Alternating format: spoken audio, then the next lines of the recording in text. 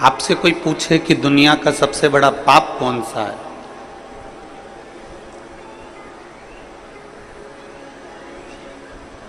शिव महापुराण की कथा कहती है कि दुनिया का सबसे बड़ा पाप कौन सा है। दुनिया का सबसे बड़ा पाप है अपने आप को कमजोर समझना। यह दुनिया का सबसे बड़ा पाप। आप यदि अपने आप को कमजोर समझ रहे हो कि मेरे से ये नहीं हो सकता, मैं नहीं कर सकता, मेरे बस का नहीं है, तो आप दुनिया के सबसे बड़ा पाप कर बैठे।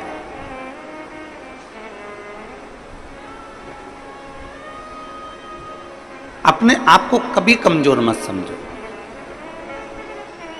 रोग से ग्रसित भी हो गए हो तो भी अपने आप को कमजोर मत समझो।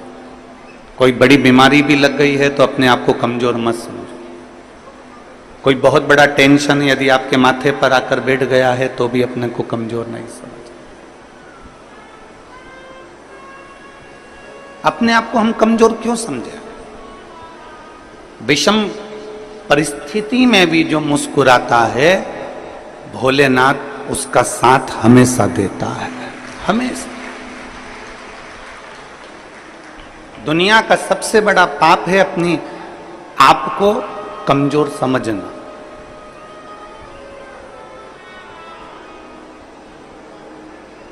आप अपने आप को जिस दिन कमजोर समझना चालू कर लें तो समझ लेना कि आप पापी हो गए। हम अपने आप को कमजोर क्यों समझे? घर में कई बुजुर्ग माताएं ऐसी रहती हैं, कई बुजुर्ग पिता ऐसे रहते हैं, कई भाई मेरी जीजियां मेरे जीजा लोग ऐसे रहते हैं, कई बेटी बेटा ऐसे रहते हैं जो कहते हैं अब तो हमारा समय आ गया, अब हमारे बस का कुछ नहीं। मतलब अपने आप को तुम कमजोर समझ रहे हो।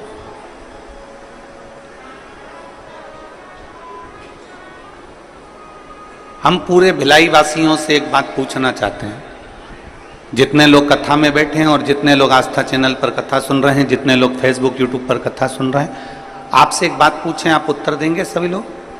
बोलो, जम के बोलो जरा, पक्का?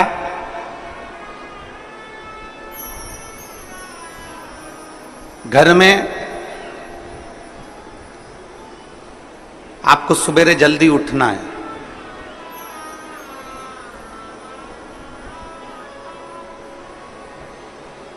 कहीं जाना है, कोई कार्य करना है, आपको जल्दी उठना है, तो आपने अलार्म लगाया। मान लो 4 बजे का लगाया या 5 बजे का लगाया या 3:30 बजे का लगाया। आप जितनी देर का, जितने समय का अलार्म लगाते हैं, जितने लोग यहां बैठे हुए हैं, दिल से बोलना कि तुमने 3:30 का अलार्म लगाया, तुमने 4 बजे का अलार्म लगाया, पर सत्य बताओ, अलार्म तो बाद में बजता है, पहले आपकी नींद खुल जाती है। बोलो सही है कि गलत है? जैसे आपने सोचा कि मुझे 4 बजे का अलार्म लगाया है, मैंने 4 बजे का घड़ी लगाई है, 4 बजे का क्लॉक वॉच लगाया है कि बस इतनी बजे वो 4 बजे बजेगा, टुक टुक टुक टुक टुक टुक टुक टुक टुक टुक टुक टुक बजता रहेगा। कितनी बजे बजेगा वो? बोलो बोलो जम के, 4 बजे बजेगा। अब अलार्म तुमने 4 बजे का लगाया, उठ गए तुम 3:30 पे, नींद बार बार खुल रही है, घड़ी देख रही, 4 तो नहीं बज गई, फिर थोड़ी देर सो गई, फिर नींद खुली, 3:30 बज गई, फिर नींद खुली, 3:45 हो गया, अभी 10 मिनट और सो लेती हूं, फिर 4 बजे। अलार्म तो बाद में बजा है, उससे पहले तुम्हारी नींद खुल चुकी है। बोलो मेरी छत्तीसगढ़ की जीजिए, सही है कि गलत है? अब तुमने अलार्म भर लिया 4 बजे का, 4 बजे का, 4 बजे का, 4 बजे का, और उठ कितनी बजे रहे हो? 3:30, 3:45, 3:30, 3:45, अलार्म भरा 5 बजे का, उठ कितनी बजे रहे हो? तो वो उठने का समय तुम्हारा जल्दी हो गया।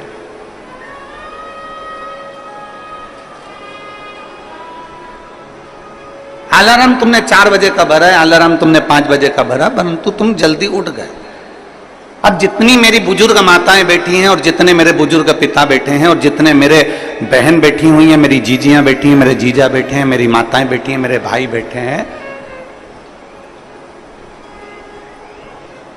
आप सबसे निवेदन है, आपने भी अपने दिल में एक अलार्म बनाकर रख लिया। कौन सा अलार्म? जरा सा पेट दुखा और तुमने अलार्म बना लिया, कहीं मुझे बड़ी बीमारी तो नहीं हो गई, कहीं मुझे कहीं गठान तो नहीं हो गई, कहीं मुझे रोग तो नहीं हो गया, कहीं मुझे ये तो नहीं हो गया। जरा सा छाती में दर्द हुआ, तुमने अलार्म बनाकर रख लिया कि मेरे कोई कहीं ब्लॉकेज तो नहीं हो गया, कहीं मेरे हार्ट में कमजोरी तो नहीं हो गई। थोड़ी सी चलने में हापड़ी भराई तो तुम्हें लग गया कि मुझे कहीं दमे की बीमारी तो नहीं हो गई, मुझे सांस की बीमारी तो नहीं हो गई। याद रखना, 4 बजे का अलार्म लगाया तो 3:30 बजे नींद खुल जाती है। उसी तरह तुम जो दिन भर सोचते हो कि मेरे साथ ये तो नहीं हो गया, वो तो नहीं हो गया, वो तो नहीं हो गया, वो तो नहीं हो गया, तो वो चीज तुम्हारे सामने हो ही जाती है। इसलिए शास्त्र कहता है कि दुनिया का सबसे बड़ा पाप है अपने आप को कमजोर समझना। कभी कमजोर मत समझो, हमेशा अपने आप को बलवान समझो।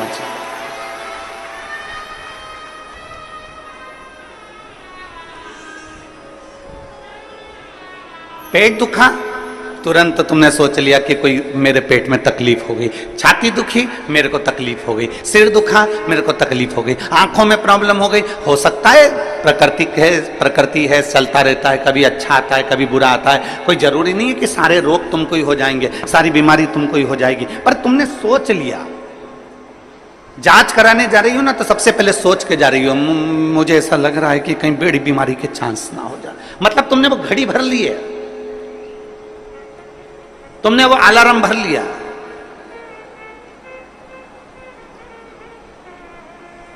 पहले का व्यक्ति अलार्म भरता था, पहले का व्यक्ति अलार्म भरता था 100 साल का, 100 साल तक जिंदा रहूंगा, 100 साल का अलार्म भरकर बैठता था कि मैं 100 साल तक जीऊंगा। खूब खाता पीता मौज करता, जाता खेत में काम करता, अपनी फसल लगाता, अपने काम में लगा रहता, अपना गाय बैल भैंस जो भी ये पालना वो पालता। उसने अलार्म लगाया कि मैं 100 साल तक जीऊंगा, तो कम से कम वो 95 साल तक, 90 साल तक, 98 साल तक, 97 साल तक जीवित रहता था। आज का व्यक्ति 60 साल में अंदाजा लगा लेता है कि अब तो मेरे शरीर से नहीं बन रहा, अब तो मेरे को जाना है, तो मालूम पड़े 55 में ही अटैक आता है और निपट जाता है। तुमने अलार्म लगा लिया।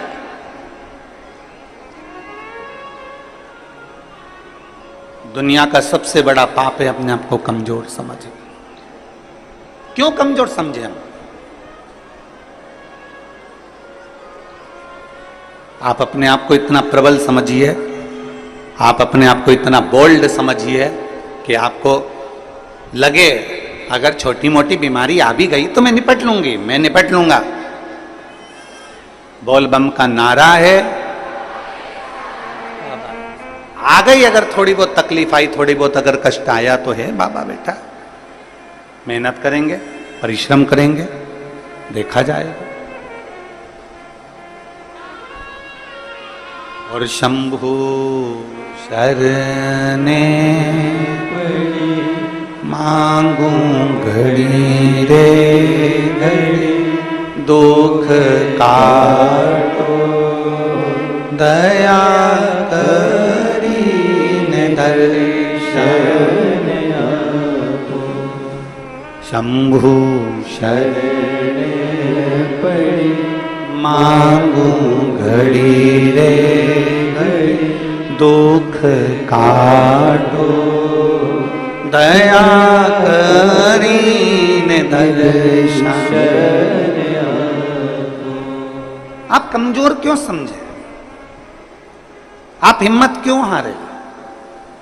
कई माताएं कह देती है हमने 1 बार पशुपतिनाथ का व्रत करा, हमने 2 बार पशुपतिनाथ का व्रत करा, हमने 3 बार पशुपतिनाथ का व्रत करा और हमने, हमारी बाबा नहीं सुन रहा। आपने हिम्मत हार ली,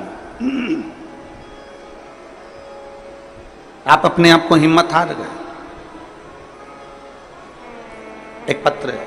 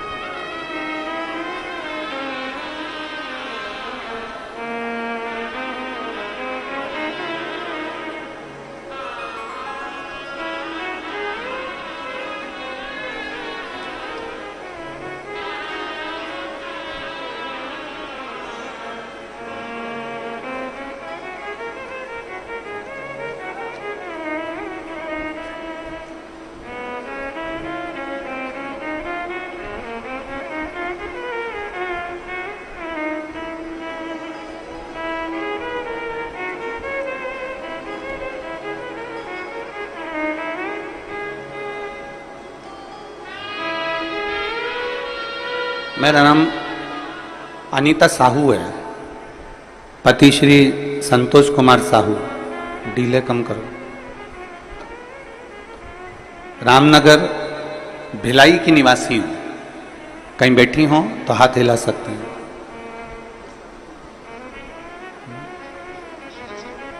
अच्छा, जहां भी बैठे हो हाथ हिला दो और आ जाओ, एक बेलपत्र ले जाना। आ जाइए। मेरा नाम अनीता साहू है, पति श्री संतोष कुमार साहू है। रामनगर भिलाई। मोबाइल नंबर मेरा ये है। एक लोटे जल का मैं क्या वर्णन करूं। 2023 मई में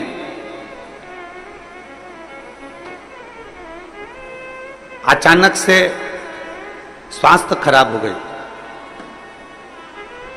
10 दिन तक मैंने खाना नहीं खाया। सेक्टर नंबर 2 हॉस्पिटल में भर्ती थी। सोनोग्राफी MRI में पता चला कि लीवर में 9 mm का एक गठान और कैंसर हो गया। गठान होती ना गुरुजी तो दुख नहीं होता, पर साथ में कैंसर हो गया। उसके बाद मेरे पति ने सारे हॉस्पिटलों में जांच कराया तो मालूम पड़ा कि वो कैंसर की बीमारी है और ज्यादा ही तकलीफ है, ज्यादा समय के जीवित नहीं है। शिव जी पे मेरे पति ने जल चढ़ाना प्रारंभ करा। जल लाकर मुझे पिलाना चालू करा, बेलपत्र मुझे देना चालू करा। डॉक्टर का भी इलाज, जैसे आप कहते हो ना कि डॉक्टर शिव का रूप है, तो डॉक्टर का भी इलाज चलने दो, डॉक्टर का इलाज जरूर करो। हमने डॉक्टर का भी इलाज करा। डॉक्टर ने दवाइयां दे दी, पर डॉक्टर का कहना था कि इसका ऑपरेशन सफल हो ना हो वो पता नहीं। अब करें तो करें क्या। डॉक्टर कहते हैं कि अब तो उस ईश्वर पर भरोसा। मेरे पति ने भी आपकी कथा पर भरोसा करा और मैंने भी आपकी कथा पर भरोसा करा। सीहोर गए, रुद्राक्ष लाए, उस रुद्राक्ष को तांबे के कलश में गलाते, उस पानी को शिव जी को चढ़ाकर पीना चालू करा। करते करते 1 महीना पूरा हो गया। 1 महीने के बाद जब हम डॉक्टर को दिखाने के लिए गए तो जो 9 mm की कैंसर की गांठ थी वो 5 mm की हो गई थी। गुरुदेव, जब 5 mm की गांठ हो गई तो डॉक्टर ने भी पूछा कि तुमको कौन सी दवाई लग रही है। हमने डॉक्टर से कहा हम बेलपत्र खा रहे हैं, रुद्राक्ष का जल पी रहे हैं। डॉक्टर ने दवाइयां फिर दी और फिर वापिस हमने वही जल को पीना प्रारंभ करा। जो डॉक्टर कह रहे थे कि तुम्हारा कैंसर बड़ा विचित्र है लीवर पर, तो जब विचार करा तब वापिस उसको पीना चालू करा और बाबा की कृपा से आज सारी दवाइयां बंद है, केवल बेलपत्री और रुद्राक्ष का जल पीती हूं और डॉक्टर ने सब दवाइयां बंद कर दी। मेरा शरीर ठीक है और मेरा कैंसर समाप्त हो। मैं शिव को प्रणाम करती हूं। लाइन अच्छी लिखी आप और हम सब गुनगुनाते हैं। शंभु शरणे मांगू घड़ी रे, दुख काटो दया करी दर्शन आपको। एक विश्वास शिव के प्रति जागृत हो।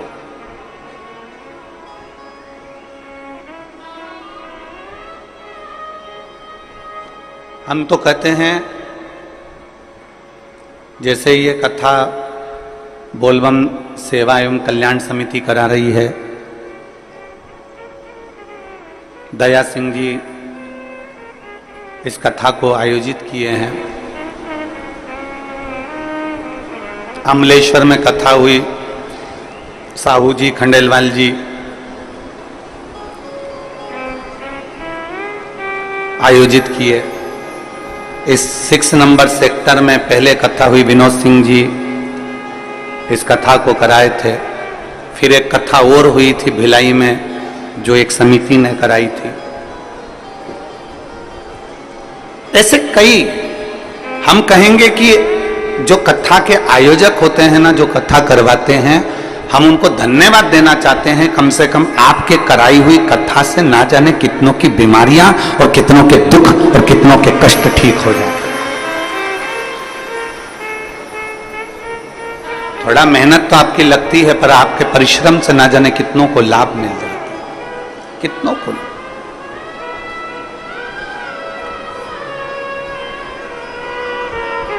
शिव तत्व की प्राप्ति है।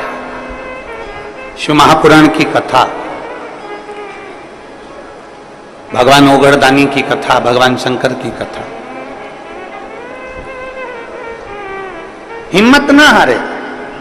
इस बहन ने एक बात लिखी कि मेरे पति और मैं शिव पर से भरोसा समाप्त नहीं करेगा, करेगा तो वही करेगा। शिव पर से हमने भरोसा समाप्त नहीं करा, करेगा तो वही करेगा, करेगा तो ओगड़दानी ही करेगा,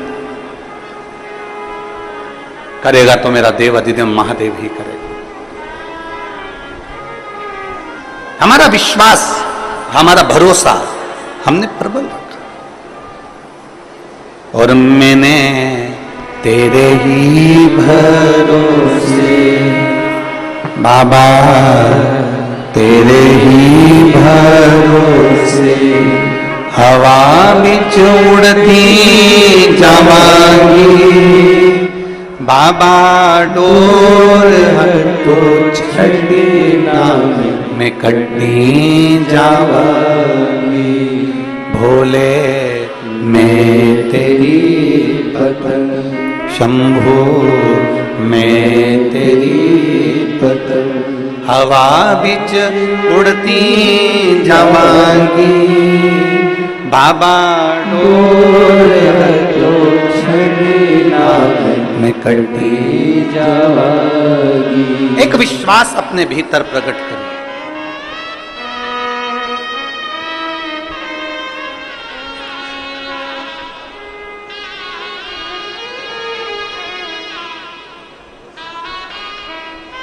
बेटा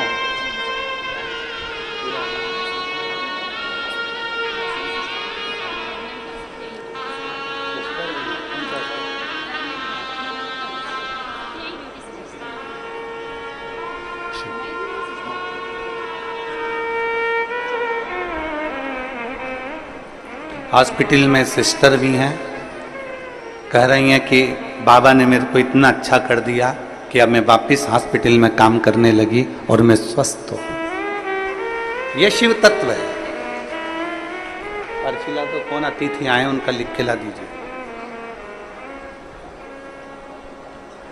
ये शिव तत्व है, ये ओघड़ी है, ये शंभु है, त्रिकालदर्शी है। हमारे भीतर एक विश्वास को हमें पैदा करना है, हमारे भीतर एक भरोसे को हमें दृढ़ करना है, एक विश्वास को दृढ़ करना है। फिर निवेदन है, दुनिया का सबसे बड़ा पाप है अपने आप को कमजोर समझना।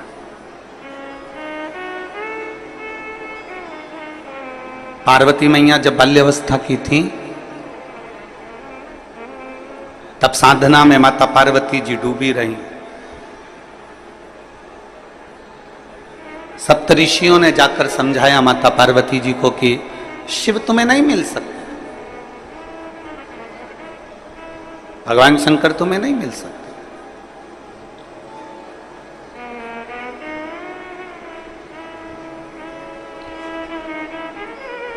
बहुत परीक्षा ली गई माता पार्वती जी की, बहुत। और पार्वती जी की बारंबार परीक्षा ली गई, बार बार परीक्षा ली गई, बार बार परीक्षा ली गई, पर माता पार्वती जी हिम्मत नहीं आ रही। पार्वती जी खुद को कमजोर नहीं समझी। उनको मालूम था कि अगर मैं शंकर को जप रही हूं, मैं शिव को भज रही हूं, मैं भगवान शंकर का गुणगान कर रही हूं, मैं शिव तत्व को जान रही हूं, तो ये पार्वती जी के मन में एक भाव उत्पन्न हो गया था कि मुझे शिव मिलेंगे जरूर, मुझे ओगड़दानी मिलेगा, मुझे मेरा महादेव मिलेगा।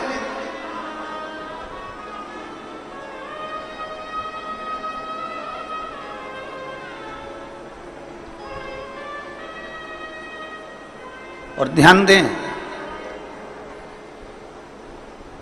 शिव को पाने की ललकता आपके भीतर होना चाहिए।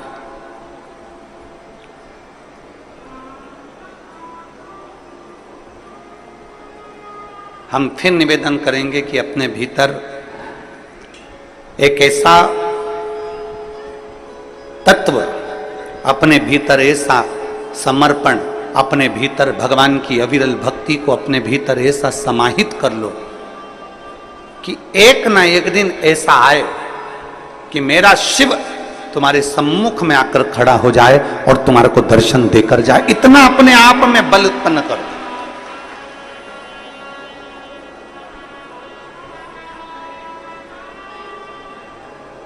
और हो सकता है। हम आपसे पूछें, अभी चीटा देखा है? चीटा बोलते हैं कि मकोड़ा बोलते हैं?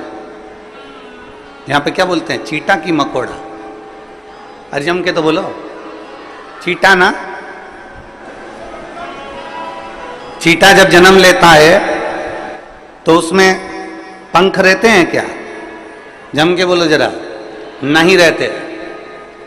चीटा जब जन्म लेता है तो उसमें पंख नहीं रहते, पर चीटा अपने कर्म में लगा रहता है, अपने कार्य में लगा रहता है और कर्म करता रहता है, कार्य करता रहता है, करता रहता है, करता रहता है, करता रहता है, करता रहता है। धीरे धीरे धीरे धीरे चीटे में पंख आ जाते हैं। देखे आप लोगों ने चीटे में पंख? चीटा जन्म लेता है जब उसमें पंख नहीं होते हैं, चीटे में पंख नहीं रहते हैं, पर चीटा अपना कर्म करता रहता है, कर्म करता रहता है, तो चीटे में पंख आ जाते हैं, चीटे में पंख उत्पन्न हो जाते हैं और वो चीटा भी उड़ने लगता है। जरा विचार करना, चीटा अपना कर्म करता रहता है तो एक दिन परमात्मा उसको भी पंख लगा देता है, और यदि आप अपने कर्म के प्रति जागरूक हो जाएंगे तो वो परमात्मा आपको भी पंख लगाकर आगे बढ़ा के आपको अपनी मंजिल तक पहुंचा देगा।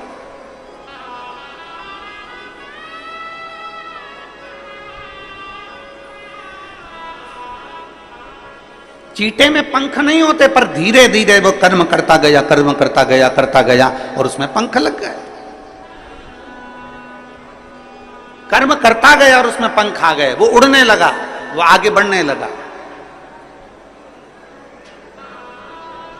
आप अपना कर्म करिए, जिस कर्म में आप लगे हुए हो प्रबलता से उसमें लगे रहिए, उसमें लगे। जिस कर्म को आप करना चाहते हो उसको कर्म को आप प्रबलता से करते रहिए। एक दिन मेरा परमात्मा भी आपको उड़ान देगा, एक दिन मेरा परमात्मा, मेरा भोलेनाथ भी आपको उन्नति की सीढ़ी पर चढ़ा देगा। आप कर्म के प्रति जागरूक तो रहो। आप कर्म के प्रति जागरूक नहीं और सोचें कि हम बहुत कुछ कर लें, हम बहुत ऊंचे उठ जाएं, हम बहुत आगे बढ़ जाएं, तो शिव महापुराण की कथा कहती है कर्म प्रधान है, आपका कर्म पहले करना है। श्रीमद् भगवत कहती है, श्रीमद् भगवत गीता कहती है, श्रीमद् भागवत कहती है, रामचरितमानस कहती है, विष्णु पुराण कहती है, गर्ग संहिता कहती है, स्कंद पुराण कहती है, नर्मदा पुराण कहती है, लिंग पुराण कहती है। ऐसी कोई पुराण नहीं जो कर्म की प्रधानता नहीं बताती। प्रत्येक पुराण कर्म प्रधान है और प्रत्येक पुराण कहती है कि आप अपने कर्म में जागरूक रहिए, आप अपने कर्म में प्रबलता बनाकर रखिए।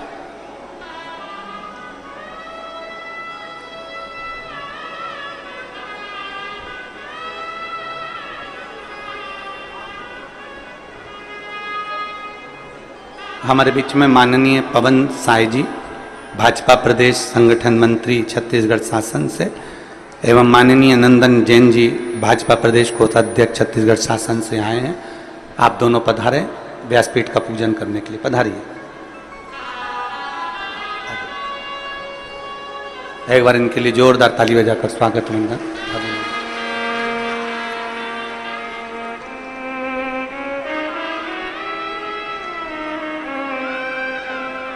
एक चीटे में भी पंख आ सकते हैं, बस उसमें कर्म की लगनता होना चाहिए।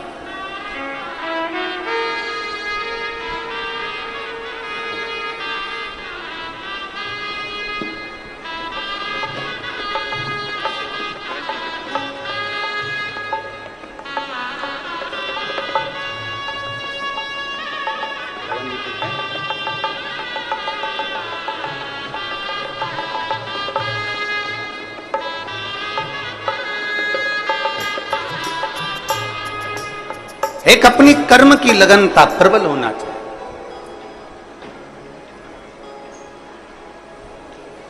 और जब हमारे कर्म की लगनता प्रबल होगी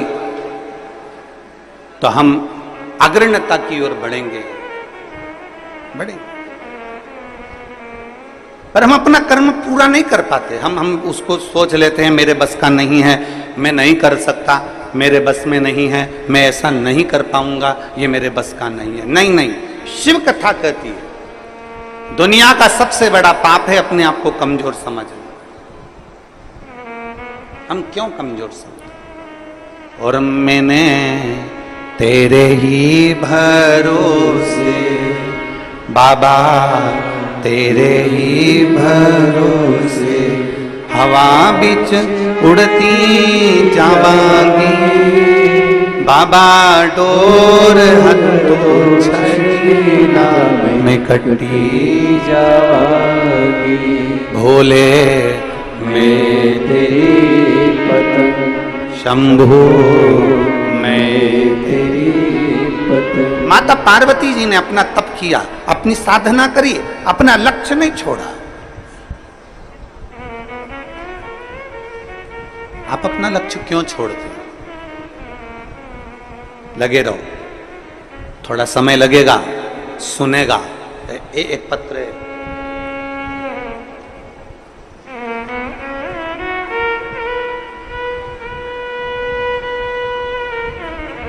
मैं राजकुमारी यादव, पति श्री शांतिलाल यादव,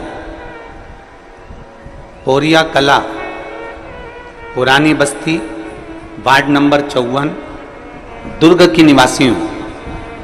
आप ही हैं? श्री शिवाय नमस्तुभ्यं।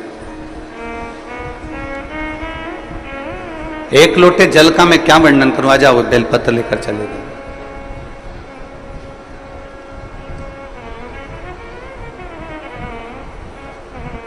पशुपतिनाथ के व्रत का मैं क्या वर्णन करूं गुरु जी?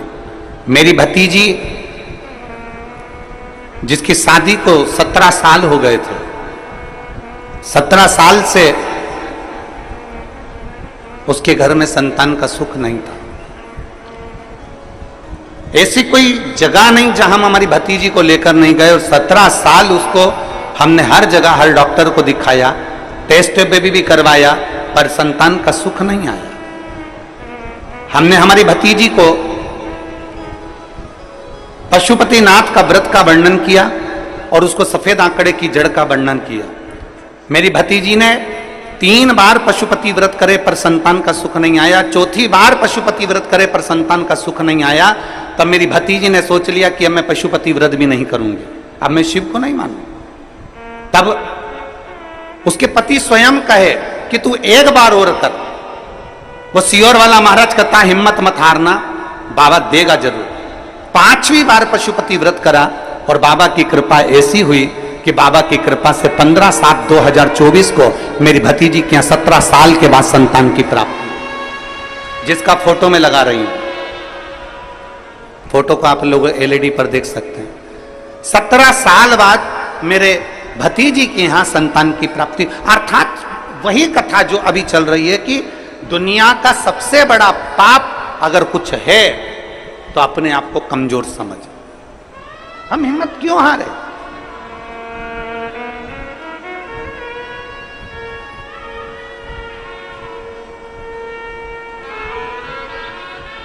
क्यों हिम्मत हारे?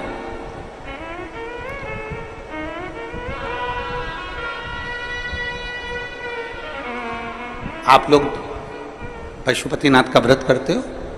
कौन कौन ने करा? जरा हाथ उठाओ तो। आ जाइए, आ जाइए, आ जाओ, आ जाओ, जल्दी आओ, जल्दी आओ, जल्दी आ जाओ।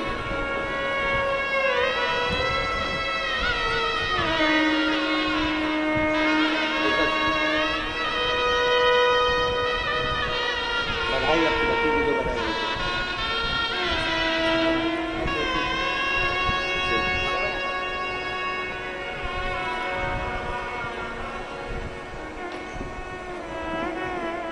कितने लोगों ने पशुपति व्रत किया? बहुत बढ़िया, रख लो, रख लो।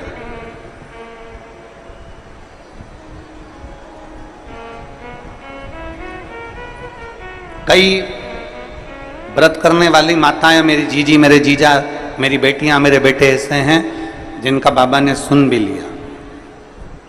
और कई ऐसे भी हैं जिन्होंने 1 व्रत 2 व्रत 3 व्रत करे होंगे और बाबा नहीं भी सुने।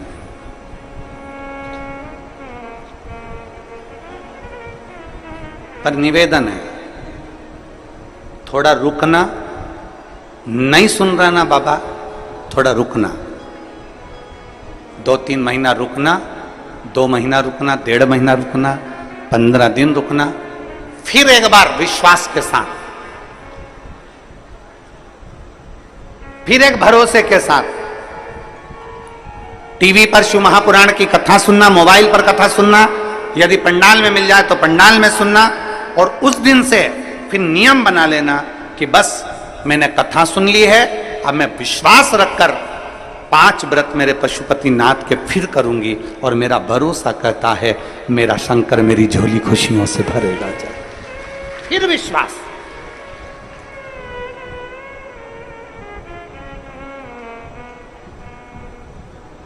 कल हम जब मिल रहे थे, दया सिंह जी कल जब सबसे मिला रहे थे, तो वहां पर एक पत्र एक बेटी ने दिया, एक पत्र। उस पत्र को तो हम यहां लेकर नहीं आए, कक्ष में होगा। उस पत्र में एक बेटी ने लिखा कि हम जिस गांव में रहते हैं,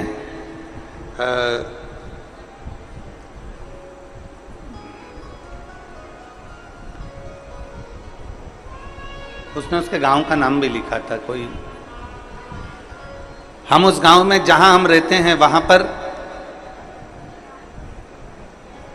जितने भी हमारे साथ वाले हैं, जितने भी हमारे साथ में मंदिर जाया करते थे, देवालय, पूर्व की बात बता रहे हैं गुरुजी, जब जाया करते थे तो धीरे धीरे धीरे धीरे उन्होंने मंदिर जाना बंद कर दिया और दूसरी जगह जाना चालू कर। अब मंदिर जाने वाले कम हो गए थे और दूसरी जगह जाने वाले, रविवार को जाने वाले ज्यादा हो गए थे। हम केवल 6 लेडीज ऐसी थीं जो हमारे गांव में हम भगवान को भजते थे, भगवान को मानते थे, पर हम शिव को भी नहीं जानते थे, हम तो केवल भगवान को मानते थे कि भगवान को मानना। हमारे गांव की बात बता रहे हैं गुरुजी। बाकी के सब यहां वहां जाने लगे और धीरे धीरे धीरे धीरे उन्होंने मंदिर जाना छोड़ दिया। और ऐसा नहीं गुरुजी कि कोई साधारण लोग हों और वो मंदिर छोड़ दिए हों, बहुत बड़े बड़े लोग मंदिर को छोड़कर दूसरी जगह जाने लगे। गुरुदेव, आपकी कथा सुनने के बाद में हमारे पास में पत्थर का शिवलिंग नहीं था, हमारे पास में पाषाण का शिवलिंग नहीं था, हमने कंक्रीट, सीमेंट, गिट्टी का एक शिवलिंग बनाकर तैयार करा और उसी की हमने जलाधारी बनाकर तैयार करी और उसको हमने एक वृक्ष के नीचे रख दिया और हम रोज शिव जी के मंदिर जाना, शंकर को जल चढ़ाना चालू कर दिया। हमारे उस मंदिर में नंदी नहीं है, उसने उसका फोटो भी लगाया। उस शंकर का कंक्रीट का शिवलिंग बनाकर, कंक्रीट की जलाधारी बनाकर उस पर हमने कलर पोत दिया और हम जाना चालू कर दिए। गुरुजी, हमने आपकी कथा को टीवी पर लगाकर उसकी आवाज तेज कर कर हमने बाहर लोगों को, जाते आते लोगों को सुनाना चालू करी। आज हमें प्रसन्नता इस बात की है कि वो पेड़ के नीचे का जो कंक्रीट सीमेंट का शिवलिंग है वहां पर भी लोगों की भीड़ होने लगी और लोग अब अपने धर्म की ओर मुड़ने लगे। ये आपकी प्रबलता है, ये आपकी प्रबलता, ये आपका विश्वास है, ये आपका भरोसा है। अब उसने पत्र जो लिखा, उस पत्र में ये सब चीज तो अपनी जगह पर है, उस पत्र में उसने जो लिखा, वो पत्र का लिखा हुआ आपके सम्मुख में, वो पत्र में उस बेटी ने लिखा कि गुरुजी, हम सीमेंट का बना हुआ, कंक्रीट का, पत्थर का, हमारे पास में पाषाण का शिवलिंग नहीं, पत्थर का शिवलिंग नहीं, हमारे पास में हमारे कंक्रीट का, हमारे वो सीमेंट और गिट्टी का शिवलिंग जो हमने बनाया है। अब आप हमें ये बताएं, क्या हम उस पर जल चढ़ाते हैं, हम उसकी पूजन करते हैं, तो क्या हमको शंकर जी के शिवलिंग का पुण्य मिलेगा? क्या हमें शंकर भगवान के शिवलिंग का पुण्य मिलेगा? अब मैं उस जीजी को एक बात कहना चाहता हूं। आपके मन में भी यह प्रश्न पड़ा होगा, क्या वो कंक्रीट का शिवलिंग का पुण्य मिलेगा?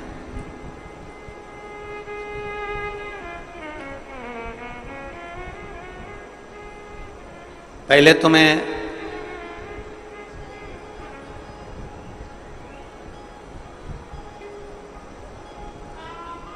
जितने ग्रामीण क्षेत्रवासी हैं और जिनके यहाँ शंकर का शिवलिंग नहीं है और वो चाहते हैं कि हमारे यहाँ शंकर का शिवलिंग विराजमान हो और हमारे गांव के लोग उस पर जल चढ़ाएं, तो मैं तो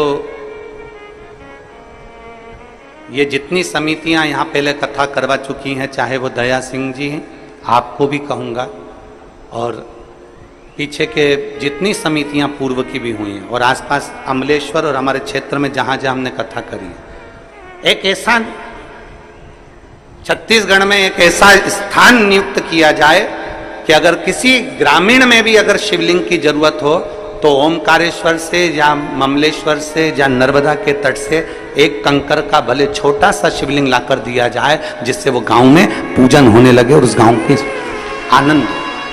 हम दया सिंह जी आपको भी कहेंगे, ये आने वाले समय में इस चीज की व्यवस्था होना चाहिए, और जितने प्रयास बनेगा हमसे भी, इस शरीर के द्वारा जितना प्रयास बनेगा, जितने शिवलिंग हम भेज सकते हैं उतने शिवलिंग भी हम भेज देंगे।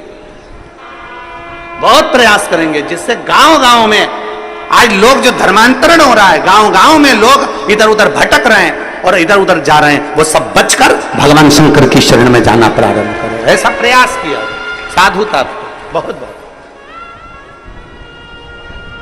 अब प्रश्न यहां अड़ गया कि वो सीमेंट का, वो कंक्रीट का शिवलिंग पर हम जल चढ़ाएंगे, वो कंक्रीट के शिवलिंग पर हम जल चढ़ाते हैं, वो कंक्रीट के उस सीमेंट के शिवलिंग पर हम जल चढ़ाते हैं, तो क्या हमें वो पुण्य मिल सकता है? तो मेरा उस जी से निवेदन है, एक बहुत सुंदर कथा हमारी शिव महापुराण में आती है, एक बहुत सुंदर कथा हमारे यहाँ हमें सुनने को मिलती है, आप उस कथा का स्मरण करिएगा। भानु नाम का एक छोटा सा बच्चा था, बहुत छोटा सा बच्चा, भानु नाम था। पिता थे नहीं, मां अकेली,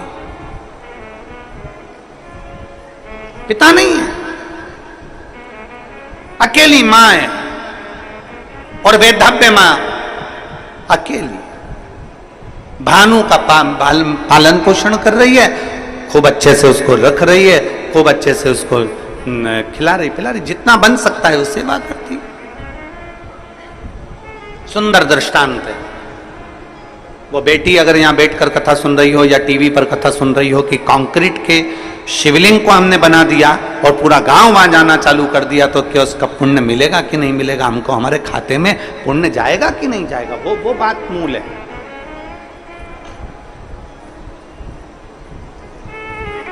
हमारे पास शिवलिंग नहीं था तो हमने वो कंक्रीट का बना दिया, तो उसका पुण्य है कि नहीं? उसके लिए भानु की मां उसका पालन पोषण कर रही है। घर में इतना वैभव नहीं है, घर में इतना धन है।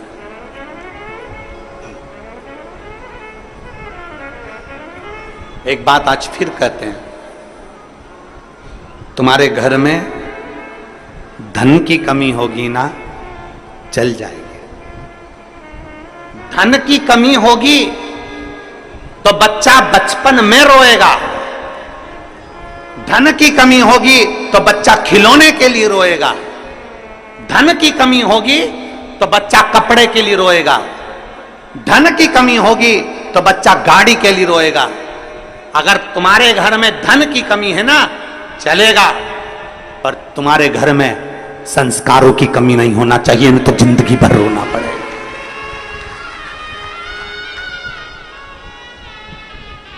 घर में अगर धन की कमी है तो चल जाएगा, 2 रोटी कम खाओगे, रूखी खाओगे, सूखी खाओगे, चल जाएगा, बचपन निकल जाएगा, जवानी निकल जाएगी, पर संस्कारों की कमी नहीं होना चाहिए। अगर हमारा संस्कार समाप्त हो गया तो हमें जिंदगी भर रोना पड़ सकता है, जिंदगी भर, जिंदगी भर चलेगा। धन की कमी चलेगी पर संस्कारों की कमी ना हो। संस्कार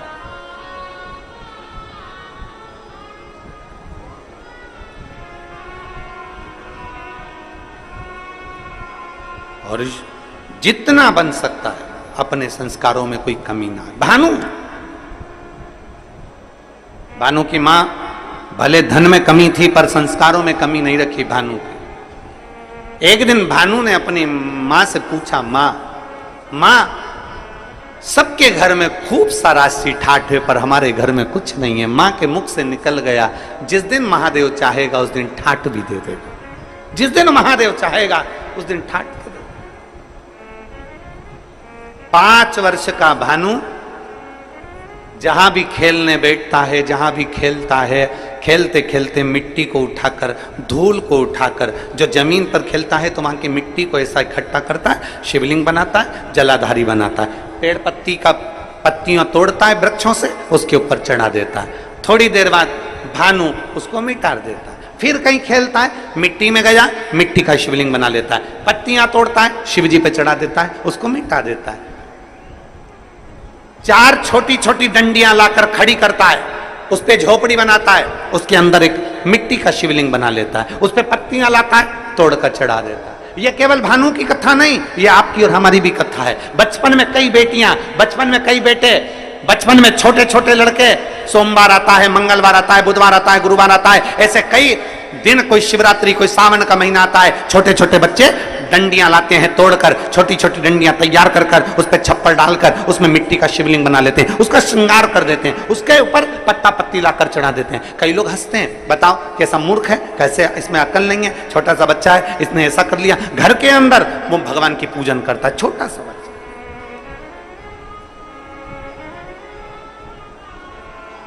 और मेरा विश्वास कहता है यहाँ छत्तीसगढ़ की जितनी मेरी जीजियां बैठी हैं, जितने मेरे जीजा बैठे हैं, जितने मेरे बेटा बेटी बैठे हैं, इन्होंने भी बचपन में जरूर मिट्टी उठाई होगी, उसको ऐसा करा होगा। आटे की लोई उठाई होगी, लोई को उठा के ऐसा ऐसा करके शिवलिंग बना लिया होगा, आटे की लोई का।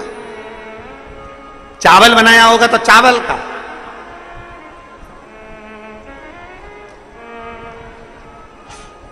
बोलो बोलो, सही है कि गलत है? बचपन में खेलते समय मिट्टी का, धूल का, पत्थर का, आटे का, जो मिल जाता था उसका हम शिवलिंग कई बार बना लेते थे। कितना सुंदर कहा इस दृष्टांत के अंदर कि भानु मिट्टी का शिवलिंग बनाता, मिटा देता, जो मिल जाता उसको, धूल मिल जाती धूल का बनाता, मिटा देता।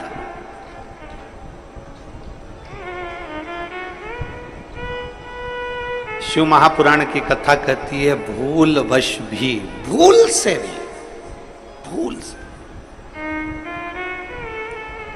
कितना सुंदर कहा। कई बार बादल देखते हैं ना, बादल, कई बार बादल देखते हैं तो बादल में भी शिवलिंग का दर्शन होता है। कई बार वहां शिवलिंग आया नहीं है, वहां शिवलिंग आया नहीं है, पर बादल देख रहे हो और दूसरे भी देख रहे हैं, उनको नहीं दिख रहा है, पर आपको बादल में ऐसा लग रहा है कि ये जलाधारी है, ये शिवलिंग है, ये सामने नंदी है, ये शंकर है, ये पार्वती है। बादल में भी आपको शिवलिंग का दर्शन हो रहा है। कई बार पानी में, कई बार शिवलिंग में, कई बार वृक्ष में, कई बार बेलपत्री की पत्ती में भी शंकर के शिवलिंग का दर्शन हो जाता है। कई बार फूल में शिवलिंग का दर्शन हो जाता है। क्यों, किस लिए, किस भाव से?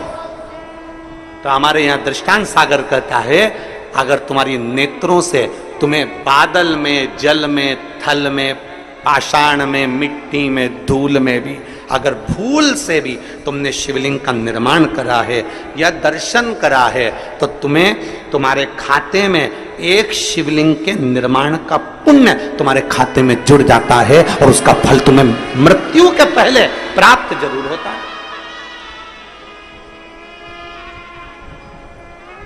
वो मिलता जरूर है।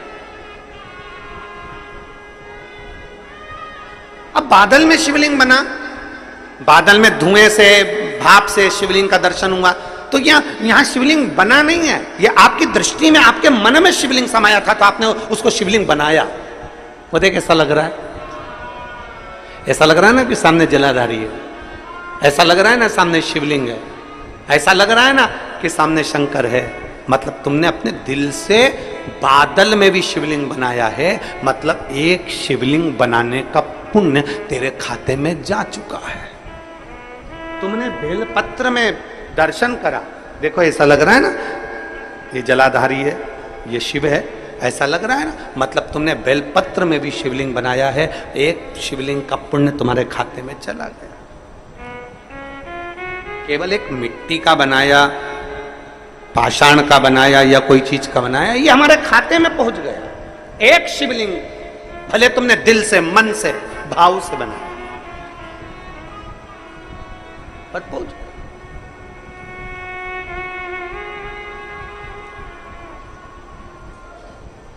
निर्माण अपने दिल से किया गया। महाराज कितना सुंदर कहा किसी ने कि आर्थिक स्थिति ठीक हो ना हो, आर्थिक स्थिति ठीक हो ना हो चलेगा, पर मानसिक स्थिति ठीक होना चाहिए तो जिंदगी सार्थक हो सकती। आर्थिक स्थिति ठीक हो ना हो चलेगा, पर मानसिक स्थिति ठीक होना चाहिए। घर में धन तो बहुत बढ़ गया, आर्थिक स्थिति ठीक हो गई, पैसा पैसा हो गया, पैसा पैसा हो गया, और मालूम पड़े बच्चे गलत संगत में पड़े हैं, बेटी गलत संगत में पड़ी, बेटा गलत संगत में पड़ा, परिवार गलत संगत में पड़ा। हम पहले भी एक बार कथा में कहे थे, आज फिर कहते हैं, कुत्ता पाला तुमने, किसने पाला? तुमने। कुत्ते को चेन बांधी तुमने, कुत्ते को पट्टा बांधा तुमने, कुत्ते को भोजन कराया तुमने, कुत्ते को स्नान कराया तुमने, कुत्ते को इत्र लगाया तुमने, कुत्ते को अच्छा अच्छा खिलाया तुमने, कुत्ते को घुमाने ले गए तुम, कुत्ते से प्रेम करा तुमने। और जरा विचार करिए, तुम्हारा ही पालतू कुत्ता एक दिन तुम कोई काट खाए तो तुम्हें कैसा लगेगा? बोलो जल्दी बोलो, अरे बोलो तो, अच्छा लगेगा? तुम्हारा ही पालतू कुत्ता तुम्हें काट खाए, अच्छा नहीं लगता।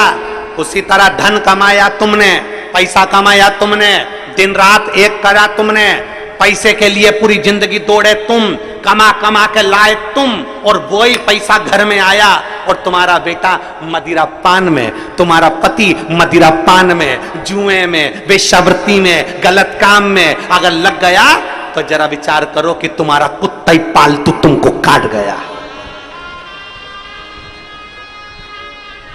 तुम्हारा पालतू कुत्ता तुम्हें काट गया।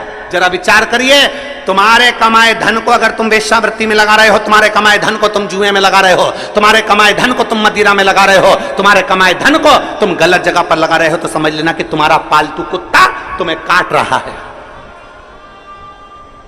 तुम्हारा कुत्ता तुम्हें काटे ये अच्छी बात नहीं है।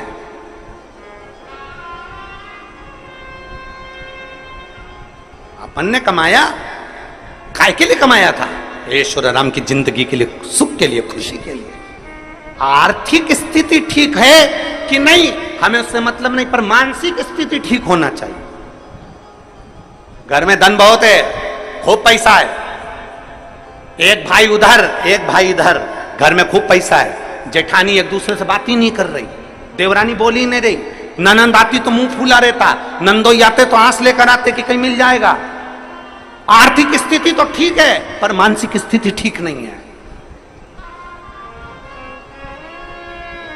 सास दिन भर अपने काम में लगी है, मां अपने मोबाइल में लगी है, बाप कमाने में लगा है, ताऊ चाचा अपने काम में लगे हैं, ताई चाची अपने काम में लगी है, बुआ फूफा अपने काम में लगे हैं, छोटा सा बच्चा दिन भर घर में इधर उधर घूमता फिर रहा है, और घर के लोग आस लगा के बैठे हैं कि बुढ़ापे में हमारी औलाद हमको पानी देगी, बुढ़ापे में हमारी औलाद हमसे प्रेम करेगी, बुढ़ापे में हमारी औलाद हमको चाहेगी।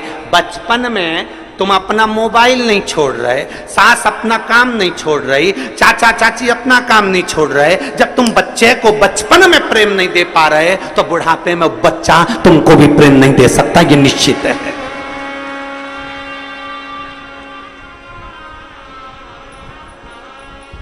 सवेरे 7 बजे का बच्चा स्कूल जाता है, कितनी बजे स्कूल जाता है? बोलो बोलो, तुम बोलो। 6 बजे, 7 बजे बच्चा स्कूल जाता है, 8 बजे स्कूल जाता है। कितनी बजे आता है? बोलो बोलो, जम के बोलो। है 1-2 बजे आता है। 1 बजे, 2 बजे, 1:30 बजे, 3 बजे, 12 बजे, जितनी बजे भी बच्चा आता है। सुबह 8 बजे का गया बच्चा 12-1 बजे आता है। 12-1 बजे बच्चा आता है और आते से ही बच्चा आया और आने के बाद उसको मम्मी ने बस थोड़ा बहुत खाने पीने का दिया और मालूम पड़े फिर वापिस वो मोबाइल माँ लेकर अपने कमरे में चली गई, लेट गई, सो गई, अपने कमरे में अपना मोबाइल में मस्त हो गई। बच्चा क्या कर रहा है? दादी अपने कमरे में, दादा अपने कमरे में, बुआ अपने कमरे में, चाचा अपने कमरे में, चाची अपने कमरे में, ताई अपने कमरे में। और बच्चा दिन भर क्या कर रहा है? अभी आया वो स्कूल से, थोड़ा माँ का फर्ज बनता है, थोड़ा दादी का फर्ज बनता है, थोड़ा चाची का फर्ज बनता है, थोड़ा ताई का फर्ज बनता है, थोड़ा बुआ का फर्ज बनता है कि घर के पुरुष अगर कमाने के लिए गए हैं तो घर की स्त्री उनके पास बैठकर उनकी शिक्षा का अध्ययन पूछे, क्या पढ़ा, कैसा रहा, स्कूल में किसी ने कुछ कहा तो नहीं, कोई मारा ठोकी तो नहीं, कोई गलत काम तो नहीं, कोई गलत विचार तो नहीं। बच्चा जब गलत कर आता है तब चिल्लाते हो, पर जब जरूरत है बच्चे को कि क्या कर रहा है क्या नहीं कर रहा, आपका मोबाइल एक तरफ पटक कर थोड़ी देर बच्चों को प्रेम देने का प्रयास करो। आपका घर एक तरफ रखकर बच्चों को थोड़ा स्नेह देने का प्रयास करो। जब वो बच्चा 3-4 बजती है, कोचिंग चले जाता है, ट्यूशन चले जाता है, शाम को आता है, सोने का समय हो जाता है, आपको समय देते कहाँ बच्चों को? आप अगर अपने बच्चे को प्रेम से आधा घंटा भी दोगे तो ये निश्चित है तुम्हारे बुढ़ापे की घड़ी में बच्चा भी तुमको 1 घंटा देगा। आप अपने बच्चों को दे कहां रहे हो? आप अपने बच्चे को प्रेम कहां दे पा रहे हो? और आस लगा के बैठे हो मेरी बहू आएगी, गरम रोटी खिलाएगी। अरे ओ भिलाई वाली, आज की बहू आएगी, पति को होटल ले जाएगी, खुद खाएगी और तेरे को ठेंगा दिखाएगी। आस मत रखिए।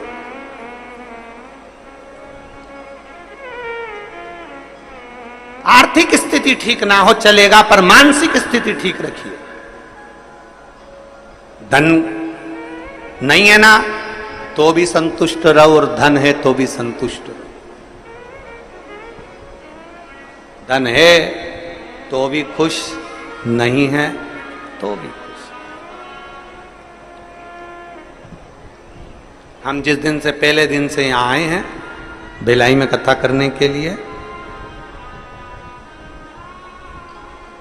दया सिंह जी जिस समय हमको एयरपोर्ट लेने के लिए गए, एयरपोर्ट से जब हमको लेके आ रहे थे उस समय से लेकर आज तक इनके मुख पे एक ही चीज रटी हुई है, गुरु जी हर साल कथा करने आओ, हम हर साल व्यवस्था करें। ऐसा एक दिन नहीं गया है कि इन्होंने इस व्यक्ति ने एक बार भी अगर छोड़ दिया हो, ऐसा कोई दिन नहीं गया। रोज एक ही बात, गुरु जी सावन का महीना या कोई भी महीना आप दे दिया करो, साल में एक बार हमारे भिलाई वासियों को शिव महापुराण की कथा सुनने को मिल जाए। बस प्रयास साधु ताया, ऐसा प्रयास।